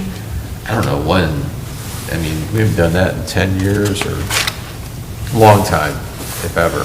Well, after the recession, I think we did in 08, 09, but, so it's not quite as bad as I guess it could be, but we are concerned about this one. And once I get that information from the league and Heather and I plug that in and look at it, I'll have a better idea of what we think we may be looking at with sales tax for next year, because it is concerning. I mean, it's about 25% of our revenue for the general fund, roughly. I mean, I think it could be a prolonged thing, and I think it's generally because of Hurricane Helene.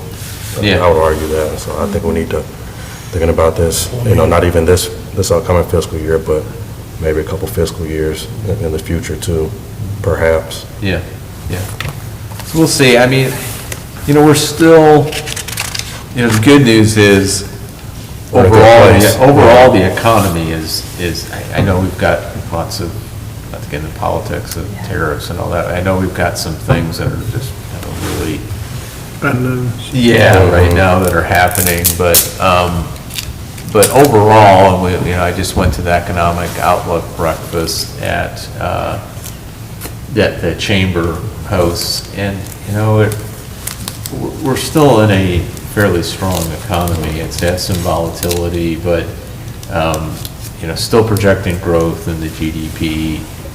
Locally, we still have a decent economy. So people are spending, it's just been contracted a bit. So I'm not majorly concerned, but definitely concerned. We're gonna have to watch that. So I'll run through some of the other ones here in the general fund, just some highlights. The third largest source of our revenue is the utility sales tax, and this is a tax on piped natural gas, electricity, and telecommunications. And that one, good news on it, right now we're 49,000, so approaching 50,000 higher than budget through the first two distributions. This comes through on a quarterly basis, and so we're about 13% higher than projected.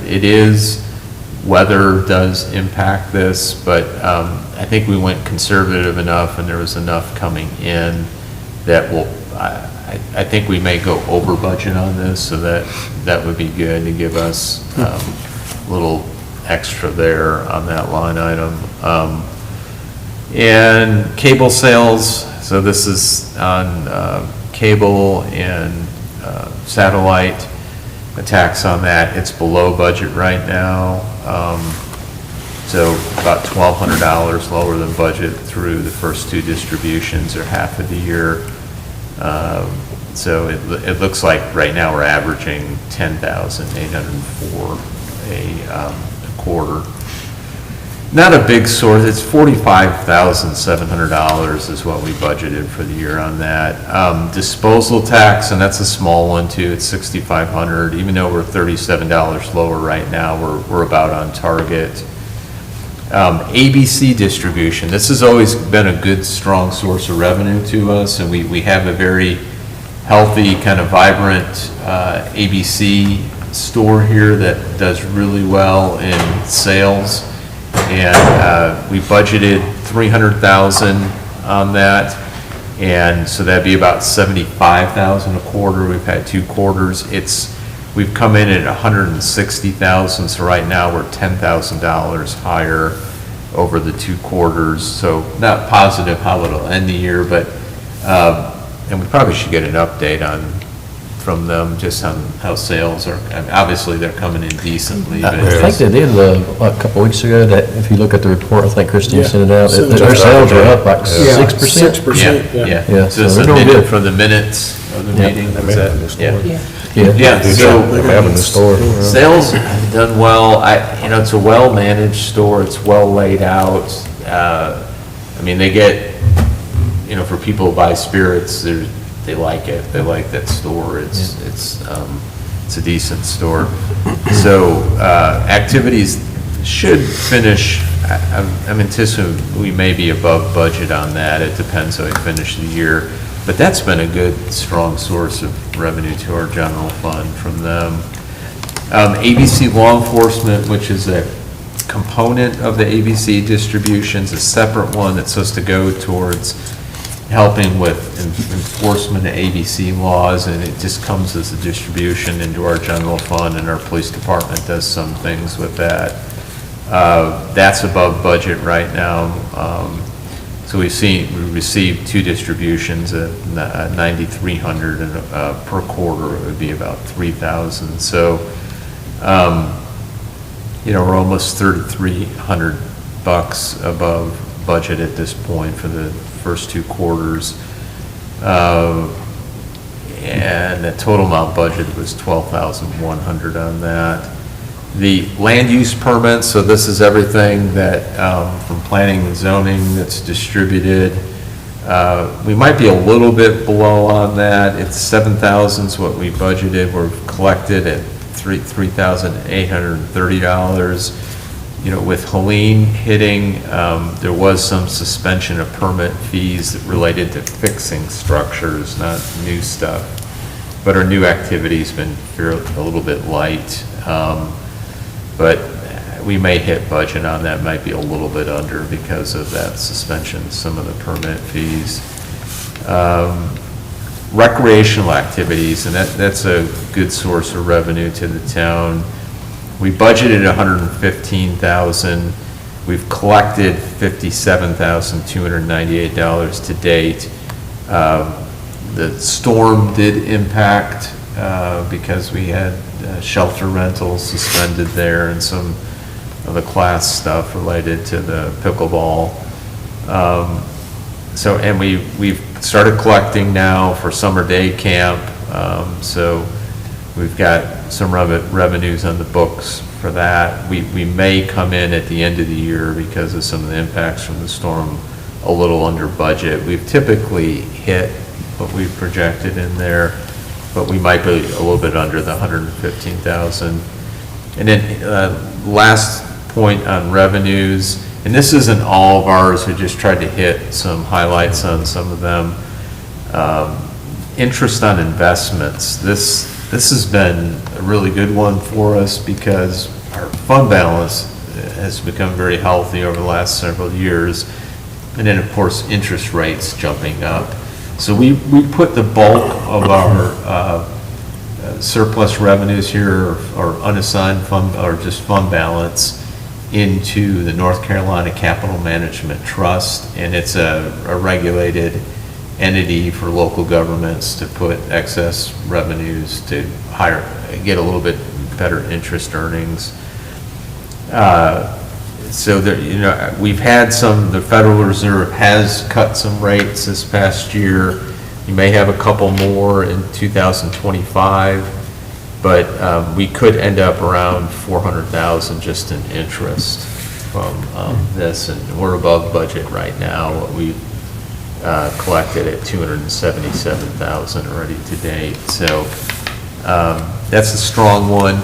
It's one I hold my breath on a little bit because interest rates are going to come down, and at some point, I hope for, really good projects here, things we're trying to do to help with services, you're going to spend some of that fund balance, and so there's, less money in the bank to be drawing interest from. But right now, it's super healthy.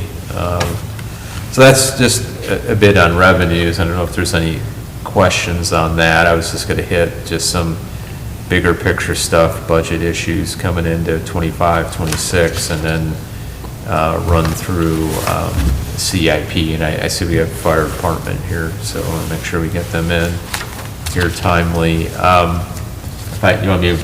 Yeah, go ahead. Keep Okay. going through. So, development of the Fletcher Town Center, so obviously we've had Retail Strategies doing their analysis, their gap analysis on, where is the need for new retail opportunities, looking at particular retailers to fit in. And it's not just relative to our town center, but other areas in town where retail can happen, like the Swicegood property up here on 25 near Baldwin Circle, and Seasons at Cane Creek Apartments. So we'll continue on with the work with them, and they are helping us reaching out to potential brokers and developers. McGill Associates, we talked about it a little bit earlier, they're getting close to completing some of these pieces of analysis on the property, and then I want to have them present that to you, and then hopefully that would be information that would be helpful as we talk to developer parties on this. And then the last thing within the town center, and this is something I'm working on right now, I'm updating our marketing material for the town center. Summit Marketing had worked on it, I just met with them to produce a condensed document that updates what we're trying to do and the vision, and with the town center, to have that available for groups to see and articulate that a little bit and try and find some other ways to push that out there. We may need to look at doing an RFP again, we'll see. So that's a little bit what's going on, what we're planning with the town center. Oh, you got something, Trevor? No. Mark, I've been giving a little bit of thought to the town center. If we get to the point where I think we're kind of at that point now in some respects, where we're just not seeing the level of interest that I'd like to see, and maybe some of our council members would like to see. I think we need to start thinking about maybe more creative ways to, I don't know, incentivize this public-private partnership to push forward this project, because, as time continues to go on, I think the numbers just continue to get more difficult, and it's already difficult for the developers, and, typically, I'm not the one to, push forward subsidizing some of the costs, but I think unfortunately, that may be, at some point, something we have to think about, because we've invested an incredible amount of resources in acquiring all the property and doing the things that we've done for the town center project, and so, I don't know what exactly that looks like right now, but it may be something we need to think about. I think it's an excellent point you're making, and so some of that, the updating of that marketing material, I put together a bunch of information. I just met with Summit Marketing to get us update on it, but we'll really want to highlight in there or stress that the town's interested in doing a public-private partnership. We're not going to articulate, we're going to put X amount of dollars into it. Right. But the point you're making about incentivizing it, mentioning that, negotiating public resources into the project, but that incentives, other types of public investment can be available for the right project. Obviously, you all have to be comfortable with Right, it, of course. because it's public funds that are going into it, and, we're using taxpayer dollars basically to try and get the right private development in there. And yes, it is a little bit unique, and that normally that stuff kind of happens on its own, and government doesn't get, but sometimes local government does have to get involved in that. State and local does, with incentives for industry that come in, like manufacturing industry. But yeah, I think that, and when I met with Summit, that's got to be something that's highlighted in there. So then the next thing is, who can help us push this out and get that out there? So that's something we're working on. But thanks for mentioning that. And I know it's a sensitive thing in that, and it's in negotiations, and you got to feel comfortable with what kind of public resources go in. Yeah. You still got that barrier with the DOT right-of-ways. That's what we hit last time, Yeah. a big wall. Yeah, So- yeah, it is. You know, as much as you can do to take risk away and development costs, without, going further than you're comfortable doing, that helps to get someone to commit and invest and, hopefully get the things we all want to see in there that make people excited about it, so. I think our residents want this. I mean, it's something Yeah, that's been pushed for about 10 years, It's so. just sitting there. Yeah, it's just sitting there, and we purchased this property. I mean, it'd be horrible if we just sat on this property for years and years and years, which right now, that's what's happening. Yeah. So, again, I don't know what that, additional incentive is, but I think it's something we need to think about, and I know what your marketing material sounds like. We're trying to certainly highlight a public-private partnership, and again, I guess we got to figure out something with the council, what we're comfortable with. And we have to sell the property for fair market value, hopefully selling it, or you could lease. And I think leasing is a little less desirable, but it is another tool in the toolbox here to get someone to commit and build on there. But yeah. Right. I just want to mention something about fund balance and repairs to the park facility. So our fund balance ended, very well again last year, and we have a fund balance policy. We try and keep between 45 and 65% of our unassigned fund balance. So unassigned is fund balance there's no attachments to any areas that we have to restrict it, so it's just available to anything that's an eligible public service type activity. So that's ended at 65.5%, so we were at the upper range and just outside of it a little bit. And what our policy says is if we go above the range, you try and find capital or pay down debt or other things. We have a list of things in the policy to expend that money.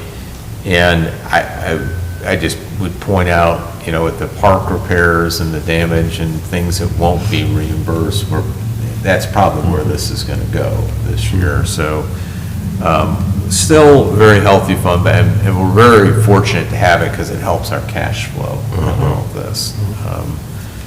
So that's, just want to point that out. And then the last thing that's kind of pending, but fairly significant impact on our budget, fire inspections. I shared with you all that I was contacted by the county manager's office. I met with their emergency services coordinator director, Jimmy Brissy, and he laid out a couple different scenarios for the possibility of the county charging the municipalities that are having fire inspections done by them.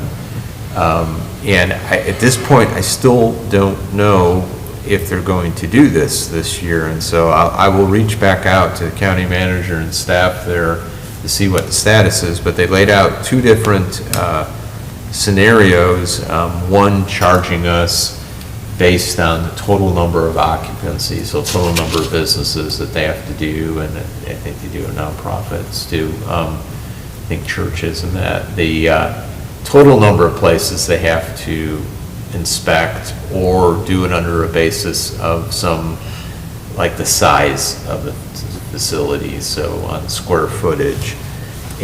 But under either one of those scenarios, it would be anywhere from, they had estimated 40 to 60,000. So that'd be new expense for us. So once I know that, whether they're going to do it first and which way and how much, that's something I'm going to need to plug in here as a budget request.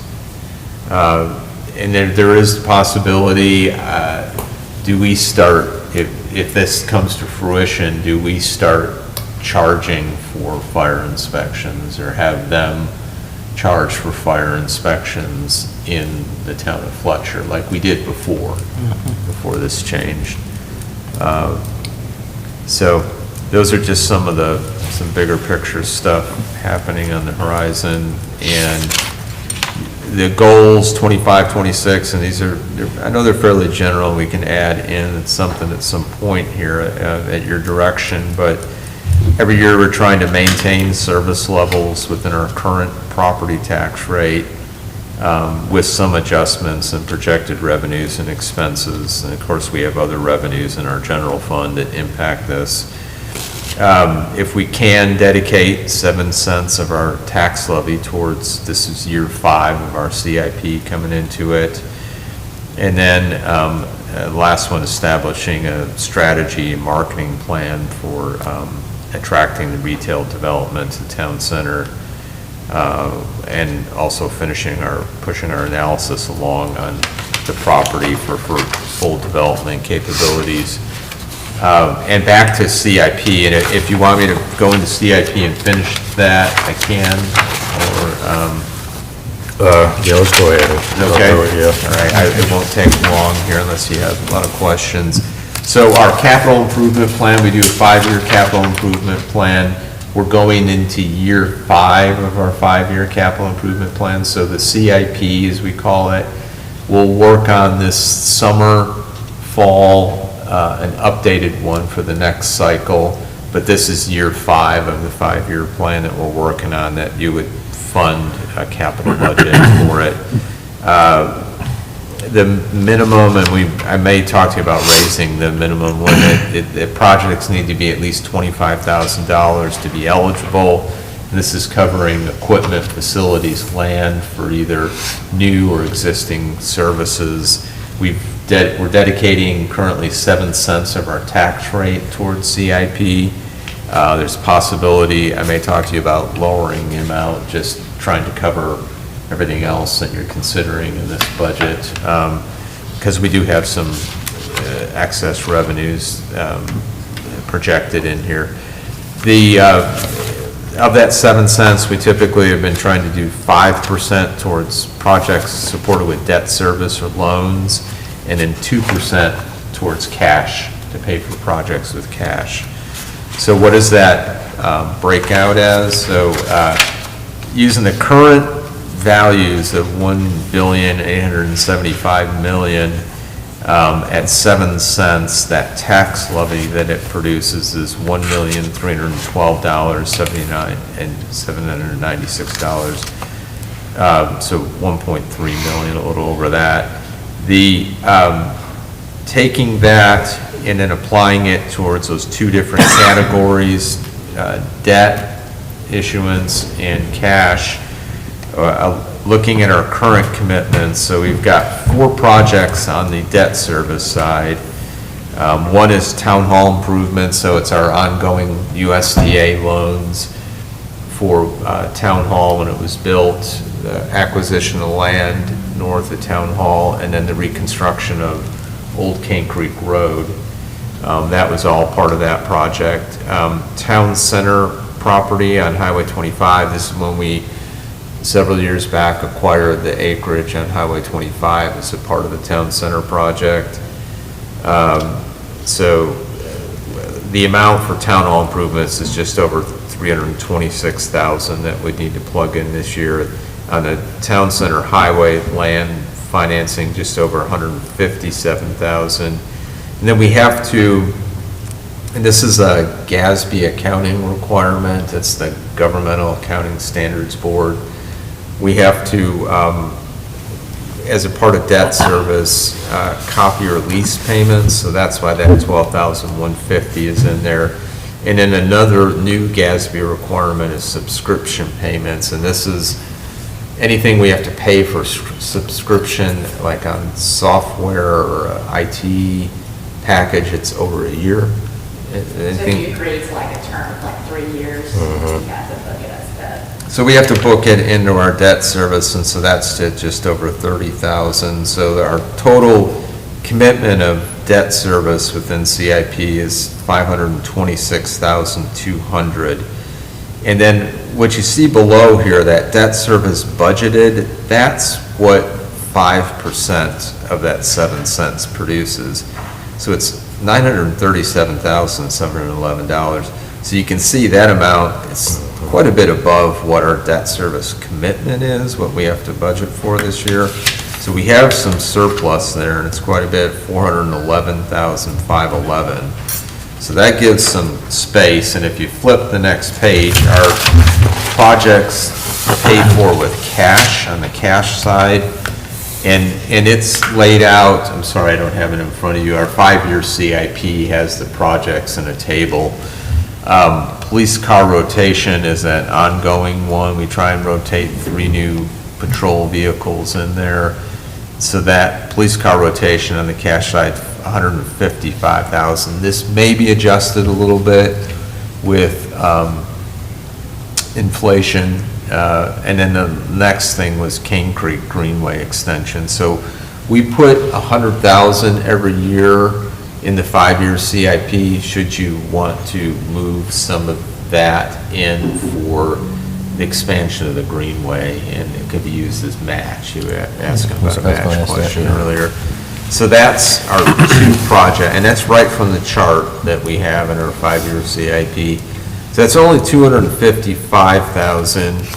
Our non-debt service budgeted, so this is what 2 cents on the tax levy produces, and that's $375,085. So again, we have more budgeted in there than we have projects right now. So if you subtract the $255,000 in dedicated projects to fund, we have a surplus there of just over $120,000. So I mean, I'm likely, once we get through all this and get all final expense estimates, going to need to look at possibility of moving some of that. To do the park for lien coverage. Pardon me? Yeah, moving that money to move it to the park for all the damages from the lien? Not necessarily for that. I mean, we're going to get, trying to cover expense requests for the gap. Because if we don't, I don't have our final revenue estimates, but I'm anticipating we're not going to have a lot of revenue growth, just everything we've talked about. Moving some of that to cover some of that gap so we don't have to look at a potential tax increase. So that's, we're still in good shape unassigned fund balance wise if that winds up covering some of the difference that FEMA doesn't cover over at the park. So I feel good about that. And this may be a time then we make another adjustment on CIP to cover other needs. Don't want to move it too much. I know at some point there's going to be other capital expenses, and then you might want to shift this back. But that's what I'm recommending, or what we have here tentatively. I think it's a smart thing to do. That makes sense. So I don't know, other questions, and at any point y'all want to discuss this or something come up, we can do that now, next meeting. We have some time between recommended budget and budget adoption, but I mean, all things considered, we're not in too bad a shape. You've got good tax base. You have a good tax base to start with, which helps.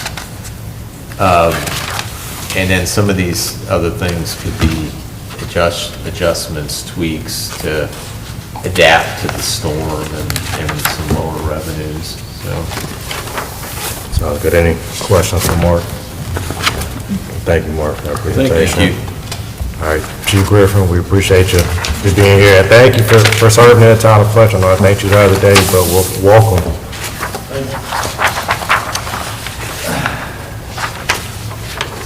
So, this is the first time I've been here, y'all, so I don't know what all y'all are expecting. And Chief, your budget requests in the packet here too. Okay, so y'all do that, Yep. One, I want to apologize in advance. I've come in, been there 6 weeks, a lot of catch up, a lot of stuff that has to be done right now. So to me, the budget packet isn't quite as detailed as probably what it should have been. Just just overwhelmed Yeah, with some work. I think we all want, you're okay. I'll be quite honest with you, your budget packet is better than it's been in the last 4 or 5 years. So Yeah. I'm just gonna tell you that. Just be blunt. Trying to figure out where they're at, what's been done, what's not been done. Everything, as Mr. Beaverdorf has said, still trying to figure out income projections, because while we can see growth in certain areas, the tax assessment and values that they put out this time, I think, have been very conservative, in my opinion, from looking at a lot of stuff historically. And from my dealing with them so far, it's been very conservative. But we don't know, with all the flood damage, if it wasn't for that, it'd probably be much easier, especially business equipment, what has and what hasn't been affected in the Cane Creek Industrial Park for sure. The biggest area for the town, of course, it's roughly 60% of our income comes from the town, 40% is coming just from the county area itself,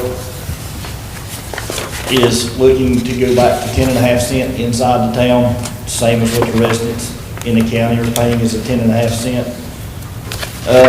Large part of that is to adjust benefits for employees. We're trying to do some restructuring, might not have as many daytime employees, trying to push more people back on shift, the ones that are actually delivering the services. Doing a small adjustment in the pay scale itself, there's a lot of compression. And we all know it takes a lot of money to live in our county. It's not cheap. It's trying to bring people in and pay them $45,000 a year and then be able to live and raise a family is really hard. So we've got to start making some incremental adjustments with that, as well as to the benefit side. One of the things that in personnel that you'll see is the physicals. The company we've been doing fire department physicals for all the firefighters is no longer doing it, and we could file the insurance. We can't find anybody else, so that's going to be roughly a $20,000 to $25,000 increase in that alone.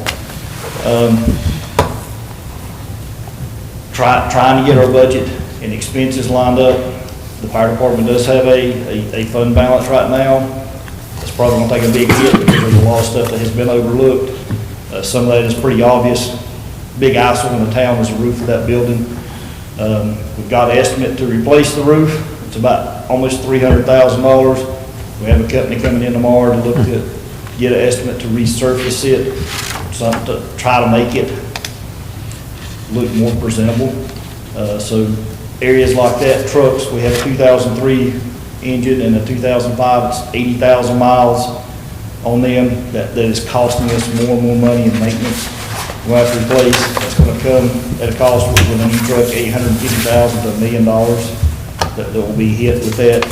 The fire service, everybody has seen a cost of living go up since 2020. The fire service has been hit tremendously hard. That same engine, that's $1 million roughly today, was $550,000 in 2020. Turnout gear, 3 years ago, that we wear for wrecks and fires, $2,800 a set. The quote we got 2 weeks ago was $4,700 a set. Our SCBAs, or air packs we use in fires, have gone from about $6,500 to a little over $10,000. All this in the span of 4 years. So you're looking at 50 to 100% increases in stuff, and I don't know why it's been targeted. I know everybody is hit in some areas. The fire service, some of the other emergency services seem to have been hit specifically hard. I think it's because the other people have to have it. And you don't have the options to be able to search for some of this stuff. Those are the large areas with that. Last year, let me get this up. Gotta put my glasses on and get rolled. I can't see like I used to be able to. We had 911 calls that was dispatched out was 2,704. With that, the percentage that went into the town of Fletcher itself was right at 1,100 calls, 40% of that. And then 1,400 calls was in the Henderson County, that's 53%. Some of the other percentage is going mutual aid to other agencies, going into Buncombe County, going to Skyland, Mountain Home, into Eddyville. Is the way that breaks down. However, our fire prevention, delivery stuff, so doing fire prevention, doing fire extinguisher classes for industries, daycares and so forth. Out of the 122 of those we did, 98 of those were from inside the town of Fletcher. So there was a lot more there.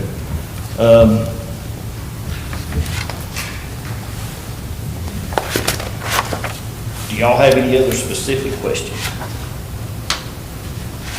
Specific questions? Chief? I got something real quick. I guess it's not going toward this. Somebody else got re-rated, I guess, this month right here. What's the projection on that? Because they probably want to know this too. So I don't know. Everything seemed to have gone good. While we had improved in some areas, we still have room for improvement.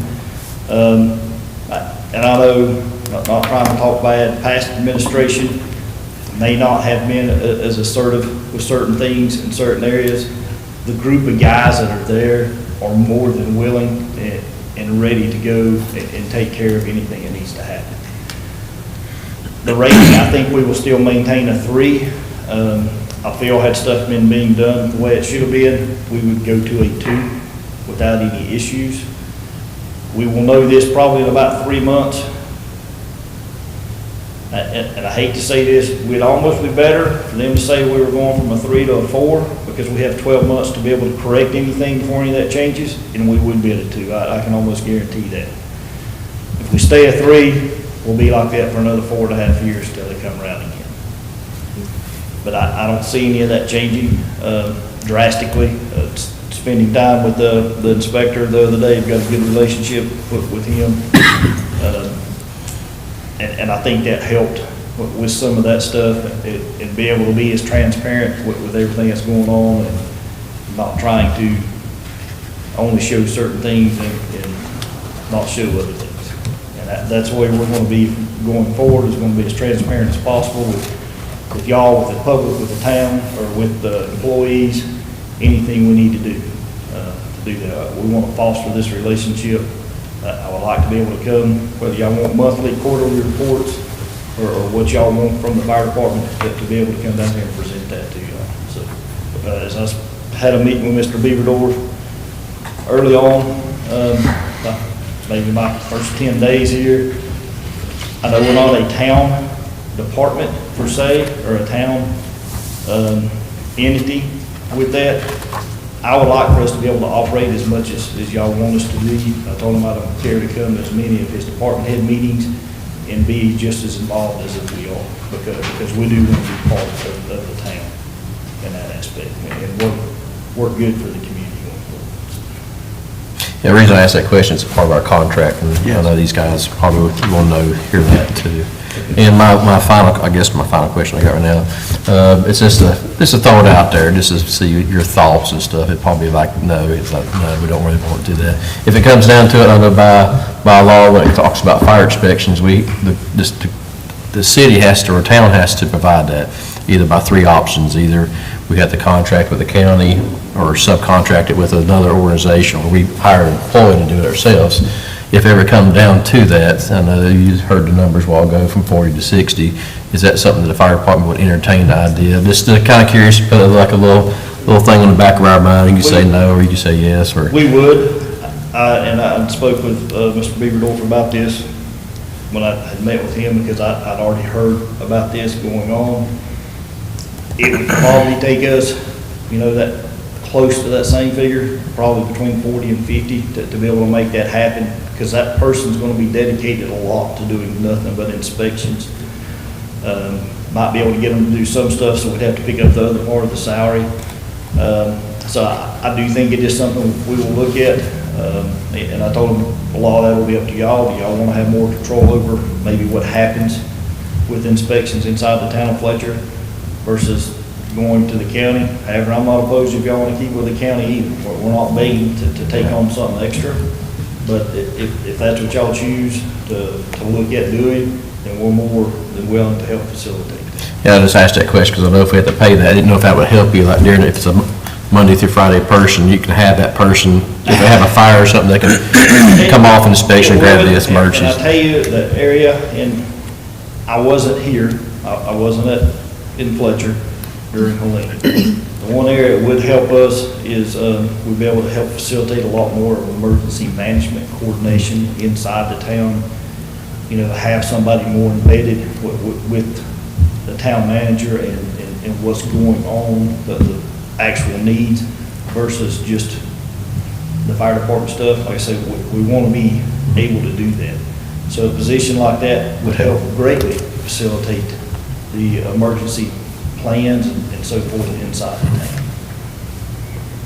It's a good thought, it might be worth looking into then. If we pay the county or pay our actual local fire departments on the hill, same amount of money. Not necessarily in-house, but close. Close. Yeah. Without it. And if it helps them out, rather help our local fire department out versus, I like that thought a lot, yeah. if it comes down to it, if y'all agree. So Jimmy Gasperson is the new deputy chief at the fire department. Jimmy, welcome. He is one that has done inspections. He was doing inspections for the town of Mills River once upon a time.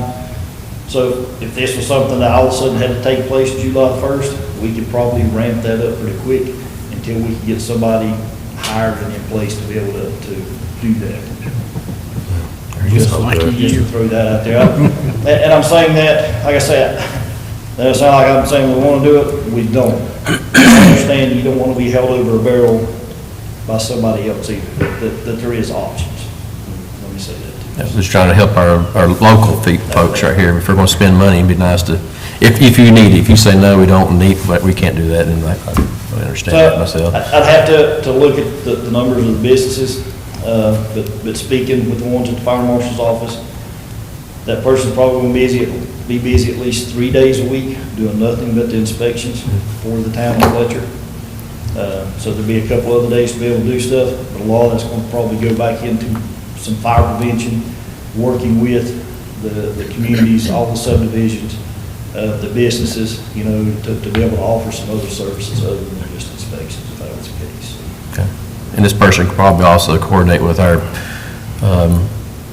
zoning and planning board, say, hey, when they can call directly to them and say how wide the thing, the roads and accesses and everything. And that, I haven't got to that point. I would like for us to be able to have some input. I know we're not the legal authority with some of that stuff as it stands now, but I would like to be able to have the input when we're doing plan reviews to look at some of this stuff. That'd be great. Yeah. Sounds good. Well, we have any other questions, comments from Chief? I'm already noticing a difference in you taking over what's going on. And like I said, even though you didn't have a lot of time to put your budget together, it's still a lot better than what we've been working with. And it sounds like you're putting a lot of effort towards it, so I appreciate you. Both of you. Yeah, I was gonna say, babe, really wonderful job, really clear, really transparent, understood everything, and good data and feedback in front of us. We appreciate that. Robert, not to put you on the spot, but Station 3, I know it's not in the town, but it affects service in the district. So we're, Thursday morning, I got a meeting with FEMA inspectors to see, are we going to really be able to build back there or repair that? Or are they going to want us to move it? And because of it being it's already in the floodplain. If they are requiring it to be moved, they should have some money available for help for some relocation. The problem we're running into is we have been looking for some property on where to put it. We could buy the surrounding property around it. It's rather expensive. And then with the flood ordinance, right now, of course, you can fill up, in the county, you can fill up to 20%. I don't know what it is in the town, to be honest with you. In the county, you fill up to 20%. So if we bought that 18 acres, only 14 of it's in the floodplain, the other 4 is in the flood path. We could actually raise about 2 acres or 2.5 acres of that, and that would put us out of the floodplain. That might be an option that we look at. But that area is growing very fast, so we are trying to work, and we want to get that station reopened, but we're trying to make sure what we're doing is the right thing. We're not running into the same problem just in a few years. So we're not saying we're dragging our feet, but we are seeing what all of our options are. Sounds good. Any other questions, comments? Thank y'all for being here. Thank you. Appreciate it. Thank you, Rob.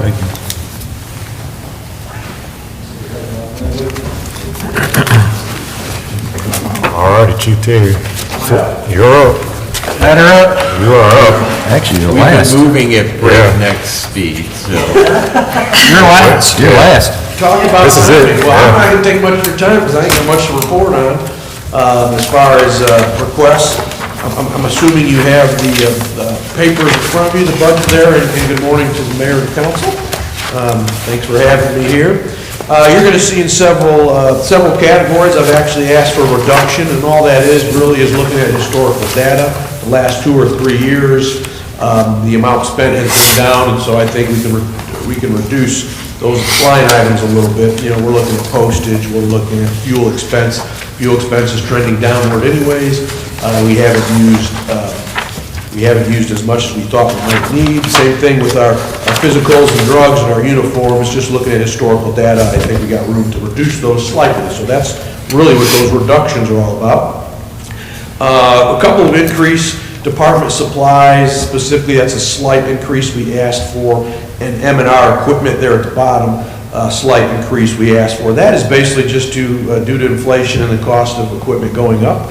You're not going to be surprised by this, but our business is becoming more and more technical. All our equipment, all our supplies, we're constantly having to replace things like the tasers. Everything seems to expire. If we don't use them, we got to replace them with new stuff. And the cost of all the stuff, this technical stuff in today's day and age, is just increasing. So for the increase in M&R equipment, the increase in department supplies, that's all that is so we can continue to do business at higher costs.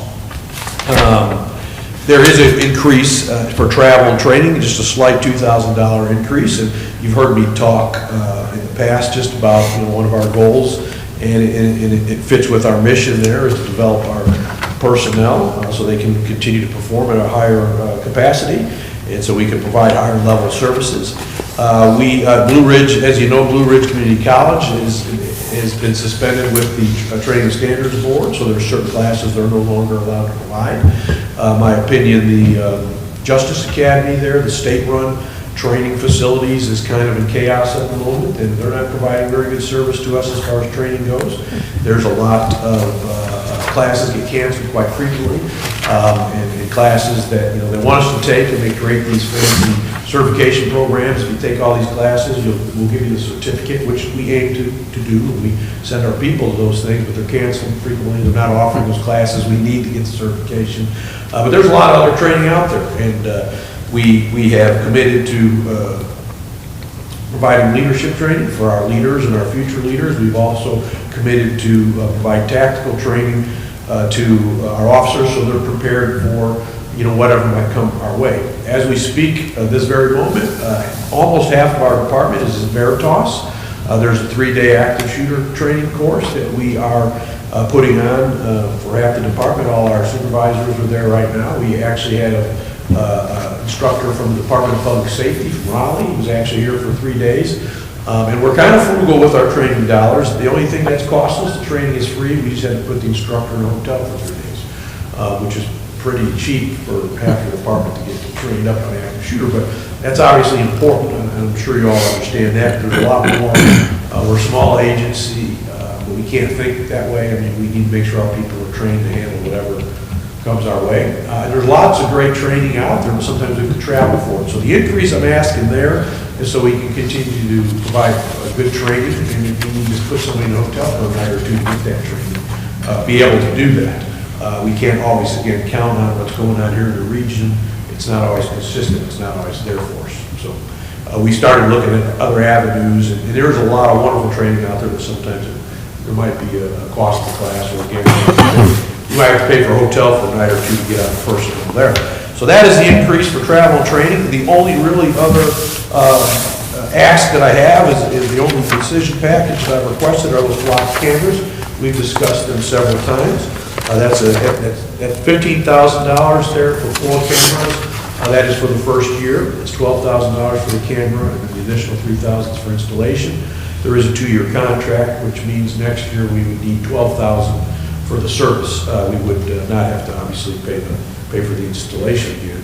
So it'd be 15,000 this year, 12,000 next year, that gives us 4 cameras.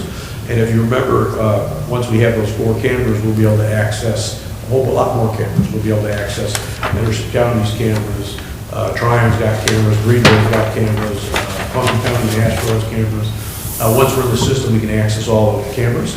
And we have used those cameras already to solve many cases. Some serious cases, finding bad guys that come into Fletcher and commit crime. Most of the people that are committing crime do not live in Fletcher. They travel to Fletcher, they look for opportunities to commit their crimes, they commit them, and they move on. And this is one of the ways that we are able to detect them and have successful investigations and apprehend them, prosecute them, et cetera. The problem is we are relying on other people to do that work for us. I've talked briefly about that in the past.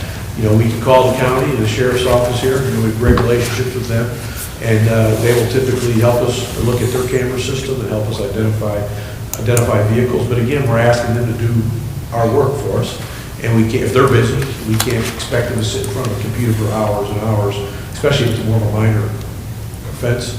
We might take that minor offense a little more personally because we got skin in the game. It's one of our residents is the victim, and we might spend those few hours in front of the computer to identify that car. We can't necessarily expect a sheriff's deputy to sit there on our behalf for hours going through the computer. So at some point in time, we need to take control of that. We need to have our own program where we can access that for ourselves. So that's really my only ask. Any questions for me about any of that? Questions or comments? We've kind of talked about in the past about some type of all-terrain vehicle, especially after Helene. And I noticed that didn't make your list this year. That is correct.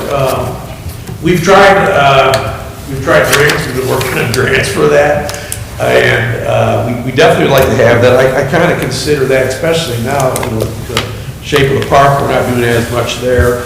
I kind of look at that as a want more than a need. I definitely think as we get the Greenway and we continue to build and do additional things, it'll become a need eventually. But we did try by grant, we got turned down, we were working on a second grant, and that didn't work out as well. I have another potential idea in my head for that, potentially getting somebody in the community to help with that. So I think it will come back. But right now, I wanted to keep this kind of simple. I'm very interested in those cameras. That's my top priority. I didn't want to muddy the waters, but I had a bunch of other stuff. Gotcha. And Chief, maybe, and if y'all have other questions, ask the chief, but I couldn't remember from the January budget workshop if maybe you explained a little bit more how the flock, I know most councils heard this, but I know like Councilwoman McKinney's new and how that tool works with picking up little bits of information of vehicles. And it's pretty fascinating on how they Yeah, can do that. I handed out a packet previously. I made this request last year as well, Yeah. so I know I gave you guys all a packet. Shame on me, I didn't come prepared for that today, but basically, we would put 4 cameras. The idea is to put cameras on all the major entrances and exits to town. So basically, it's going to record every car that comes and goes. Buncombe County has one very near to our border, so that's kind of handled already. Again, once we have access to the system, we could use that camera. And Henderson County also has access in a couple locations to our south. So they've already helped tremendously. They got one over there by the airport, they got one by the firehouse just south of 25. So we would take those 4 cameras and we would strategically place them in areas where egress and ingress for people come and leave Fletcher. And it's going to record every car, it'll take a picture of a license plate. And then on the computer, you're able to run a search. If you have a license plate, you put that license plate, it'll tell you where that vehicle, what cameras picked up that vehicle. But let's say you have a partial license plate, the witness or the victim gets a JP, and it's JP blank, blank, blank, blank, blank. All you have is a JP. You put the JP, it'll give you every vehicle that went through that camera with a JP on its license plate. You might not even have a license plate. You might have a red Toyota. You put red Toyota, it'll give you every red Toyota that passed through there. Now you look, we got 10 red Toyotas, we got 10 license plates. Now we start our investigation by looking at those 10 Toyotas. Who are they? Where are they coming from? Oh, we find a guy from Asheville, and that was the direction they left. And he's got a significant criminal history for breaking and entering. And our crime is breaking and entering. He's probably a good suspect when we start working like that. It has helped us in many, many cases, and I can certainly respond to you with a list of cases if that would help you. I could also get that packet for you, including some pictures of those vehicles so you can see how it works. I can provide that packet for you if you'd like that as well. And there's another thing you could do if you're looking for a specific person, you can actually program that in the computer, and then if they drive down the road and go past the camera, it'll actually alert you. Dispatch will tell us that that vehicle just went past, and we can try to locate that vehicle. So you have that opportunity as well. You might recall not too long ago, we had a missing person. A father had taken his daughter and disappeared, and we thought both of them were potentially in harm's way, and we ended up being correct. Dad ended up losing his life in a gunfight with the police. But we had tracked him by use of these cameras, again, which we do not have. We had to rely on other people, but we tracked him in Greenville, South Carolina. We tracked them in Minnesota. We tracked them in North Dakota. And then we were always just, a day or two behind them, but then eventually we tracked them back to this area, which is where the law enforcement of Haywood County located them, and then got involved in that shootout with the father when we were able to get hold of the daughter. She's safe. I'm sure she's experienced a lot of trauma, but she was found safely. And we were able to do that all with those cameras. Again, relying on other people to help us because we don't have access to the system ourselves. So once we have cameras in Fletcher, we now have access to, and I don't want to guess and be wrong, but 20, 30, 40, 50, 100, I mean, we have cameras. So again, when people travel, you might have a criminal in Greenville coming up here doing the dirty work. Maybe they're doing checks. They typically don't do that in their backyard. They come up here with their bogus IDs. They come up here with bad checks. They go to banks. They steal money from banks, takes it out of your account, and we get a partial plate, vehicle description. We find out they live in Greenville. Which in our investigation, go down and get them. Is that helpful? Yes. And I know from working with that system, once they're in the system, their officers get real-time alerts to phones, computer, emails, things like that, as those cars go through real time. So, big tool. All right, any other questions, comments, Chief? All right. Sounds good. I think so. Thank you, Chief. Thank you. Thanks, Chief. And I think that brings us to the end. Yeah. Do you have any other questions, comments, council? I'll just share, so at this point in the process, and Amber's new, so you've received all the budget requests. Obviously, we got to add some additional information. Thank you for salaries with like impact of COLA in there at 2.5%, and then any with the merit evaluations impact. Property and liability insurance quotes, workman's comp, and what else? Health insurance. And so once we update those expense calculations, requests, we'll have kind of the complete picture there in knowing what we're going to do with fire inspections, whether we have to do it now and the county continues and we pay them, or we can come up with some arrangement with our Fletcher Fire and Rescue. So we calculate all that, then in April, I'll update the final set of revenues and then work on a recommended budget then is presented to you all in May, at our May budget workshop. So kind of a somewhat big gap here, but anything we need to discuss, we could do that in April, but related to the budget, and if need be, special call for anything, but we typically don't. So that's kind of the next big milestone, is getting that in, finishing revenue estimates, and then presenting a recommended budget where there'll be some cuts and adjustments. And I'll strive as best I can to bring one to you. I can't promise that we get through it, and it's all up to you ultimately on everything, but something where we're not adjusting the rate, trying to keep the rate at the same place. Unless sales tax continues to get messed up, because it's so, no. We won't manipulate that. Kidding. All right, I am kind of curious, just thinking through Hurricane Helene. the generator worked well at Town Hall. Is there like any kind of ongoing maintenance or anything when you think about that, or? It did. There are some ongoing maintenance, I don't want to say challenge. They discovered something on it a year or two ago, and then they presented a couple different scenarios to, it's working okay now, but there are some issues with it.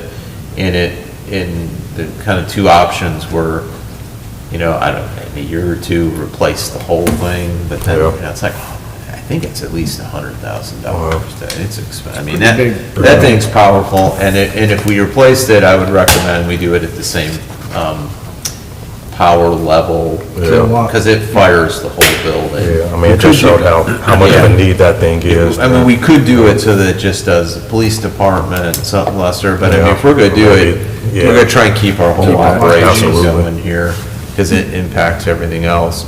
So anyway, so it was either replace the whole thing, or they've done some maintenance on it and some things to, keep it running decently, but it didn't malfunction. Right now, it's operating okay. I haven't had any updates. You haven't heard anything from Jabo? Yeah. And it's important to do maintenance, and so we make sure maintenance is done on it, just like if you have one wired in at your house, like I've got one wired in my home. Mine went off the last, twice the other night. It's important you get the annual, semi-annual maintenance on it, because you want it to work when it's time for it to work. Yeah, absolutely. But no, that's a good question, because there's a possibility that, maybe that might be a CIP item, and this one we'll be working on. Because at some point, we probably are gonna have to replace it. It's not in dire straits, or it's not limping along or anything like that right now, but it's had some, I can't explain, because I don't recall off the top of my head exactly technically what was going on in there. Yeah, I hate for another worst-case scenario to happen, and we just saw how much of a need that was. And I'm also kind of curious, I know the county gave us a Starlink.